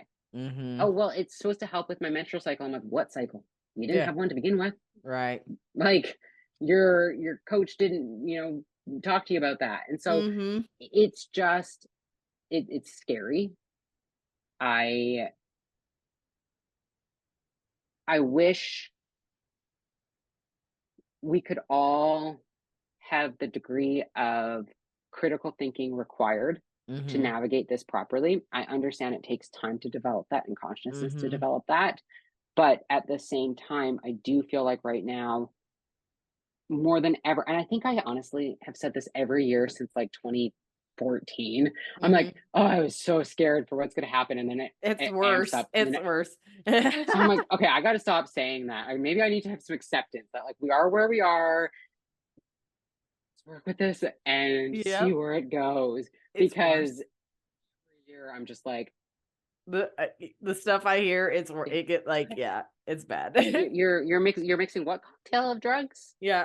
Excuse me. But and talking about microdosing, I'll come back to that. But so when we look at the female testosterone therapy, it's 5 milligrams per week is replacement. 10 is top level. Top end dosing, and that's for the hyposexual disorder. Like that's the only thing it's clinically indicated for on label use for right now. There are obviously other indications that get used, especially in research, but those are clinical populations. If we're talking about somebody who's otherwise healthy, then that is what we're looking at. And again, we're looking at age too. That's typically not something that would be provided to somebody in their 20s or even in their 30s. It's typically like 40s during perimenopause. But to remember that androgens do go up after, and that it really also depends on like your ovarian status, reproductive status, and everything else. So there's a lot of different nuances, caveats with that. But if that is what the top end dose is, 5 to 10 milligrams. It's nothing, guys. It's nothing, to put that out there. That's like very small drop. And it's not that it's because women have no or low testosterone compared to men. Like we have a healthy amount of testosterone as women. We do, absolutely. But we still don't have as much as men. We also have a different reproductive system that has a different sensitivity and kind of think of it as activity as men's reproductive systems. We have a balance that we need to try to maintain and achieve of having an ovulatory menstrual cycle. And we know that, like, so for example, testosterone and DHEA have been used in fertility settings and research, but they're being used for 3 months at a time in a premenopausal woman for stimulating ovarian follicle development in clinical cases in which they are what we call a poor responder to IVF. So that is a very specific setting where they're doing adequate amount of screening, they're doing adequate amounts of surveillance, they're having regular pelvic ultrasounds, and that they discontinue use as soon as they start to see things going south. That's not what's happening with you and your coach. No. At all. No. Right? And so your coach can't use that as some type of like golden ticket to be like, look, I have research, it says it's okay. Because that's not you. That's not the setting we're using. That's not the setting we're in. That's not where we're going. And so it's that, kind of going full circle with like what I said at the beginning about people misconstruing research. It's like, that's what I'm seeing happening with PEDs, where I'm seeing people bring up this research. I'm seeing people not properly understand the nuances of female physiology. I'm seeing people not have conversations with them about, hey, what's been your reproductive cycle overall? Hey, what type of drugs have you used in the past and how you responded to them? How long were you using them for? Whether or not you agree with them, get that type of information because it can be incredibly important clues. Growth hormone is not benign. That's Mhm. another one I'm seeing right now, is that people just going like, it's safe for women to take testosterone and growth hormone. Those are the best two things for growth. And it's like, yeah, they are pretty dope for growth. Cool. But Mhm. they aren't benign. Now, low dosing for some individuals, we may be able to see some positive net impact with a reduced negative impact, but that doesn't mean for everybody. Mhm. It doesn't mean across the board. Plus, growth hormone is extremely expensive, and Mhm. so for an individual, that's a hell of a commitment to make, on top of making sure you have enough money for food and gym membership and labs, because you should be doing that, and healthcare, because you should be doing that, Mhm. because those are the things that are going to help create safer potential use. Mhm. I'm also seeing women, and again, maybe I'm to blame for this, which I probably am, and it's Mhm. because people have mistaken my information, but Mhm. like just giving clients progesterone Yeah. replacement and just That's a giving whole them, and nother conversation. yeah, That's a huge one right now, actually, even and in the I'm medical like, space. and I said to my husband, I'm just like, because every couple of years this happens where I'll say something, it will, so we'll see the cycle of information slowly turn, it gets out there, and I'm like, frick, what Mhm. did I do? Because but I realized then it's not me. I've given the No. caveats. It's just the caveat. It's that game of telephone that the Right. caveats got dropped. But like progesterone in a woman taking testosterone is not going to have the same potential implications for all users, depending on their reproductive status, depending on Mhm. their ovarian status, depending on their endometrial status, depending on their mental health status, depending on what, if they're aromatizing estradiol from testosterone or not. Like there's so many things that they can't just be given out like candy. Right. They're drugs at the end of the day.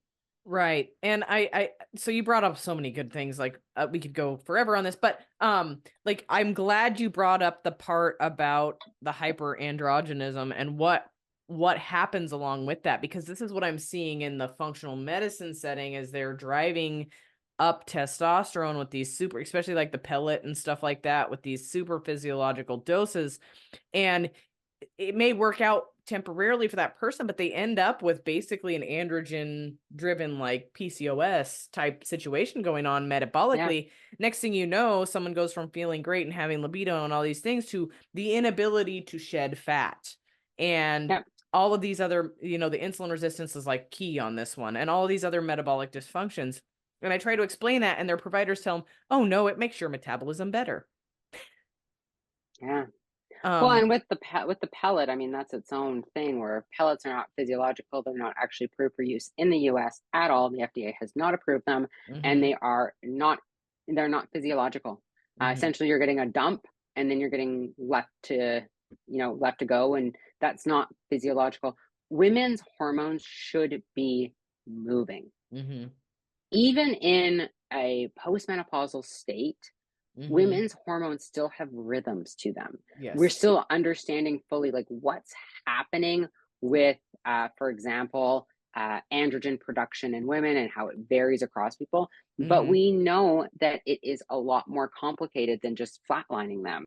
And that, mhm, yes, we do sometimes flatline people with certain types of like HRT, but it's depends on the individual. It always depends on the individual. mhm. Um, so, and oh God, people going to like Medi spas and getting a pellet for HRT. And I'm like, I see it all the time. And the progesterone, I mean, you brought up progesterone, that's another one I see, like, it's not being used cyclically. I think that's the best term for it. You're mhm. seeing these Yeah. people on high doses of it for throughout their whole cycle, or what would be their cycle or stages.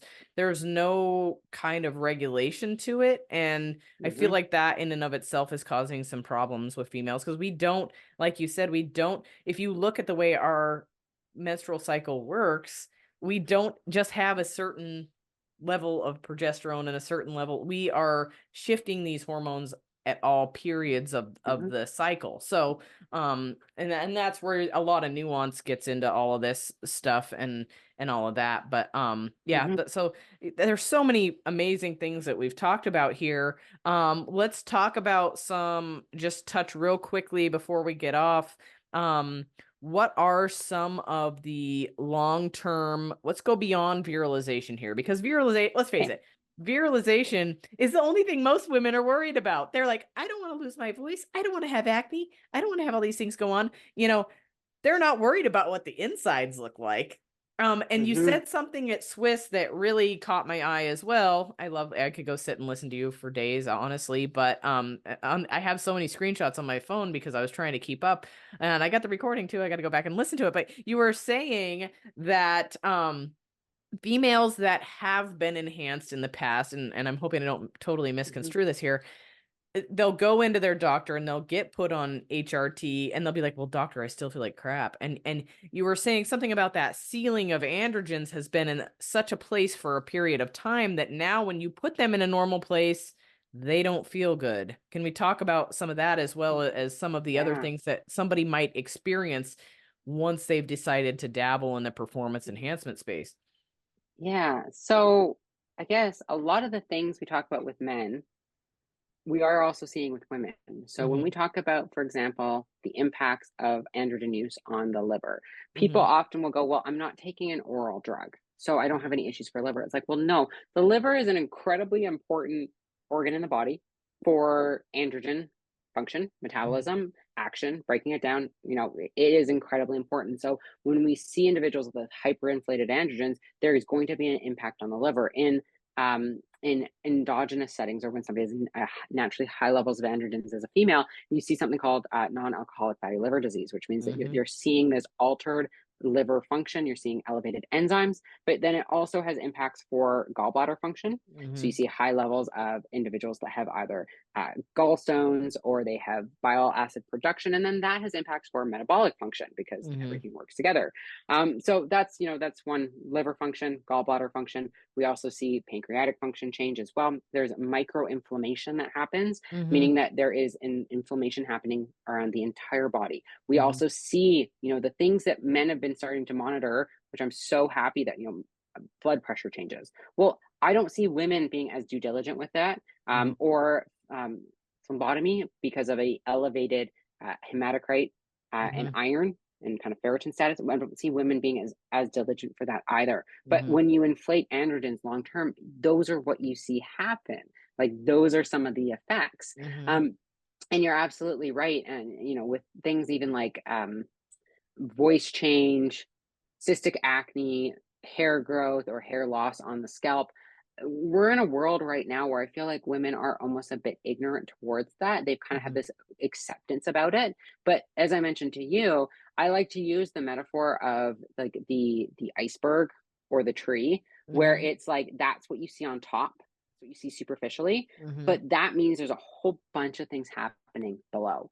And Mhm. the tree metaphor is a beautiful one. I actually did that in Swiss 2018. I had that Mhm. up as one of my slides because you see a bunch of things happening underneath the surface before that little tiny sprout happens. Mhm. And that little tiny sprout, as it grows on the top, below the ground is also growing. And Yeah. so the things like microinflammation, the things like liver dysfunction, altered neurotransmitter production, that's happening underneath the surface. And Mhm. what's happening above the surface are the things that people often will cue into. And they'll Mhm. either go like, I am not okay with this. I'm okay with this. I'm not okay with this, but I'm going to take intervention, aka laser hair removal, utilizing something like minoxidil or Mhm. topical finasteride or something like that, Mhm. just to try to um, intervene with the androgen outpat without actually looking at the bottom current. Mhm. And so there is a lot that can happen. As you said, androgens are not benign for fat and adiposity. Mhm. Our fat cells have a great little metabolic function there. Mhm. They're also not benign for mental health. Mhm. We have to have this proper balance of, so it's called the neuroendocrine system for a reason. We Mhm. have to have a proper balance of our endocrine production to have a proper balance of our neuron or neurology, pardon me, production. And so Mhm. the neurotransmitters themselves. And so we have to have this balance back and forth of them. Mhm. Um, I know I also see things like that people don't talk about are endometrial function Mhm. and thickness. And so Yeah. I've seen a lot of women that are actually, especially in the powerlifting world, don't know Mhm. what y'all are doing, but you're not paying attention to what I'm saying, is that the androgen plus, so a high level of androgens in the body Mhm. of aromatizing compounds will be aromatizing and producing estrogens. Mm-hmm. And what grows the endometrium, so that the lining of the uterus is this combination. So Yes. high levels of always having high levels of estrogens. Mm-hmm. And that's when you're using, say, for 6 months, you're using this higher dose of an androgen that's going to be an aromatizing compound. So you're also getting the estrogen. So now you're getting this proliferation at Mm-hmm. all times of estrogens. Well, Mm-hmm. progesterone, one of the things it does in the female reproductive system is it stabilizes that endometrium. So think of it as like the yin to the yang of estrogen. And so Mm-hmm. you may be getting estrogen helping to create the endometrium, but then progesterone goes like, yo, whoa, we're not growing anymore. Mm-hmm. Now, when a woman gets a bleed, that's a withdrawal of estrogen and progesterone that stimulate to that occur, that then the endometrial lining sloughs off, and we start back at like 1 to 3 millimeters. Mm-hmm. So I have seen ultrasound scans of women that have had 24 millimeter endometriums, which, to give you an idea, the typically proliferation, 8, 12, maybe upwards of that, but 16 is starting to get big. But 24 millimeters, well, that's not, we're going into the zone of precancer. If that's too long, but there's no idea about that, or androgens and the impact on estrogens, and then that impact for breast health. Well, again, if you're not getting your regular mammogram as a user, we're not getting that full picture. And the relationship of hormones to breast health is incredibly complicated. And the best way I can explain this to people is that and whether we're talking about breast health or anything else, human optimal function is not on either ends of the continuum. So if we have low on one side, low androgens, low estrogens, low progesterone, and we have high on the other side, health happens in this middle zone. Right. It's not one point, it's a zone. And that we know that that is where functionality is the best. And so if we're always inflated in high androgens, or if we're always inflated with high androgens that are also aromatizing, which means we're always inflated with high androgens and with estrogens, there's implications for that. And that those happen over time. I can't say that, because people will come to me, they're like, well, what's better, aromatizing compounds or non-aromatizing compounds for women? It's like, I don't know. Like, what are we talking about, and how long are they using it? What's the context? Like, there's a lot of different contexts there. It's not that one is better or worse. We have to put it in context. We have to think about the dose, the duration of use, the individual user, and everything else. What I can tell you is that long-term use for both is not going to put us into a place that's kind of health forward focus, especially if we're going supra physiological. So if you get that testosterone, let's say you get that testosterone vial and you're injecting 20 milligrams a week, every week for 6 months. Well, you've entered into hyperandrogenism zone. Yes. It's now you're very unlikely you're going to be ovulating. And so ovulation produces progesterone. Progesterone has an anti-DHT impact on it, which is awesome. So in terms of like helping with virilization, it's awesome for that. However, it also does not, as you said, get produced all the time. And it's always about ratios. How much ratios are we producing of progesterone to estrogen, estradiol specifically, and then also to our androgens. So again, I've seen the gauntlet. Like I've seen the absolute gauntlet. I've seen people lean into things, let's say like SARMs, which I'm glad, I think we're over that hump, and that people have finally realized that they're not the golden goose and they're not benign. Right now, peptides is like, well, there's this study on this peptide. Okay, you go and look up for me. It's a really simple thing to do on Google. Look up human clinical trial, RCT, randomized controlled trial, and then the name of the peptide. I like it. Look that up and tell me what you see, because there's ones that people will say have a robust body of clinical evidence, and you actually look at them and it's rat studies. It's not human studies, and the human studies that have been done are sometimes case studies of an individual user, or like 5 users.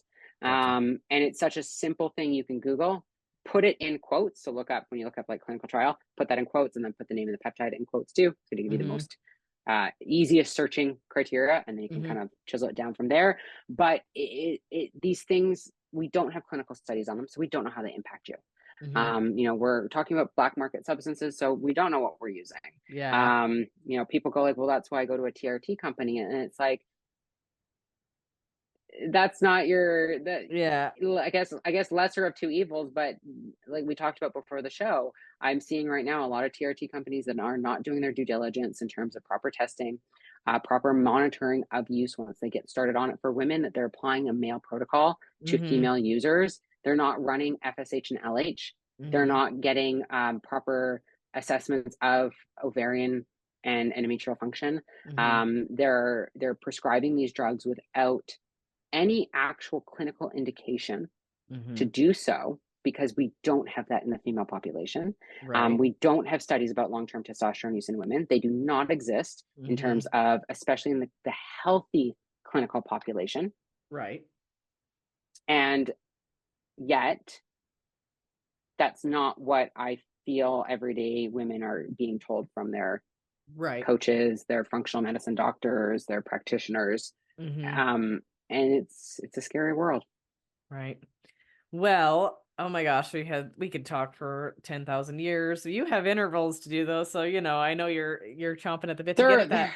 If there's But if there's anything that you could leave people with that we haven't already talked about, just a quick word of advice, what would that be? I think it's the advice that I often give, and that's, who you are today is not who you are going to be tomorrow, Mhm. or even want to be tomorrow. Mhm. And yet, your actions today can affect you for the rest of your life. Mhm. And that, I always challenge people to think about and ask themselves, why am I doing this? Mhm. That one question, before you inject, before you start a new training program. I mean, I got to go do intervals. I know exactly why I'm doing them. Mhm. I know exactly why I'm going to embrace the suck of the rowing machine intervals that literally leave me feeling like I'm questioning my entire life. Yeah. But I know why I'm doing them. Right. I know what the science behind it. I know the personal reason why I choose the rower. I Mhm. know that it's for future Victoria, not Mhm. for current Victoria. I mean, current Victoria also benefits, but future Victoria is going to really, really thank me for it. And I just feel like that is something that we lose sight of in the pursuit of high performance. Right. I think that, and I'm going to give your audience something that I've not given except for at Swiss 2022. So buckle up, people. I made a manifesto for female athletes and Mhm. performance enhancement, and I will give you my manifesto. It's 7 points. So, Mhm. point number one is support overall function of the body by exploring and managing internal and external drivers of dysfunction and stress. So, what I mean by that is, think about things like sleep, not just am I sleeping or not. Ask yourself why. What are my inputs? Is it the temperature of the room? Is it the fact it's still light in my room? Or is there something internal happening that's impacting this? Mhm. Number two, emphasize recovery and put in place the fundamental aspects of promoting optimal health and optimal performance. Do what you can for both at the same time. Three, maintain and sustain an ovulatory menstrual cycle for as long as possible during a high performance phase. Always recover it fully, maintain it following. When it's possible, when it's not possible, that's when we need to pursue why it's not possible and intervene appropriately. Four, recovery of the female reproductive system and health overall requires a lot of time and a lot of effort. Our menstrual cycles as women, they are not light switches. We Mhm. can't expect our actions for one day or 1 week or even 1 month to have a visual impact the next month in all cases. It Mhm. takes time. Five, have the foundations of being a good, healthy human and athlete in place before entering into a high performance or enhanced state. You can buffer and reinforce these along the way, and it's a lot easier to do it when you buffer and reinforce along the way rather than try to build new health habits in the pursuit of high performance, such as a 12-week meet prep. 6, acknowledge and be proactive by supporting against the inevitable consequences associated with these states, meaning both drug use or your performance phase. Make a strategic and individualized plan that accounts for the changes along the way, and that can also change along the way, meaning you're not glued into it, because if something goes south, you need to be able to have a plan in place to act accordingly. And last but not least, kind of on that, riffing on that, what will you do if things go sideways with your health during a high performance phase and suddenly stressors emerge or unintended consequences or side effects emerge, or maybe your performance plans change? Have a plan in place for the unknown before you start. Because I cannot tell you how many bodybuilders or power lifters will go into a regional competition, they will win it, and they will have said, I'm doing a 16-week cycle or prep for this event. And then all of a sudden there's a national qualifier 3 weeks later. And now they're staying in it. And now they're won a national qualifier. Now they're going to go to the next level. Or maybe they didn't podium, but somebody said, hey, you're close. There's another meet in 6 weeks. Instead of their 16-week cycle, we've now added on another 8 weeks, 9 weeks. So now a 16-week cycle becomes a 26-week cycle. Yep. And that spiral happens fast. So I always tell people, you can't do this alone. Have somebody who you trust. Have those written down. I always tell women, and men for that matter, but particular women, write down what your line in the sand is before you start, so that you know what it is, and then you can negotiate it. It doesn't mean that, like, some people, when it comes down to it, their line was a little bit like arbitrary and maybe a little bit unrealistic, but other individuals, they go like, hey, no, the minute my voice cracks, I'm out. I'm going to stop use. I do not want this. So if that's your line, you've got to tell somebody, because when you're in it as a performance athlete, that dopamine is brewing. You're not going to be able to see that. And so you have to share that with people. That's how we can get ahead of these things. That's how we can be proactive about that. And it doesn't mean that we don't make a conscious decision to shift gears. That's okay too. Or sometimes it's a conscious decision to stay the course, but at least we've made that. So if something detrimental happens, you can rest on it going like, hey, but I made this decision at that point in time. I made the best decision I could in that moment. I may not think that's the best decision today, but I know I did what I could in that moment. So that screaming remorse voice 10 years from now is just a little bit quieter. Yes. Yeah. Which is important for our mental health. I think that's huge. And I honestly, I mean, for listeners out there that think everybody's got it perfect, right? I had to draw a hard line in the sand with myself after my meet in March. It was like, I said, no, I will, no matter what happens, stop at this meet and have a health phase, because of how hard I had to push to get into that meet with having that major injury and all that stuff. So, and when I didn't reach my goal at that meet, everyone's like, what are you going to do next? And I said, I'm going to do exactly what I said I was going to do, which was take a health phase reset period, and here we are 12 weeks later, so you have to hold yourself accountable, and you have to have coaches that will also do that, and friends and family. I know I lean on my husband a ton. Don't be afraid to have that person that you lean on when you do set those hard lines. Somebody that can remind you, because it's easy to get the blinders on and be like, nope, I'm good. Well, wait, there's a meet in 3 weeks. Never mind. I'll just do that. Like, I mean, I was 5 weeks out from a show. I had dieted hard and overtrained hard for 24 weeks. And I was 5 weeks out. I knew, looking at myself, I had a judge that was a good friend of mine look at me. And she said, hey, like, because this is when women's physique first came out. She was like, hey, your legs are still too big.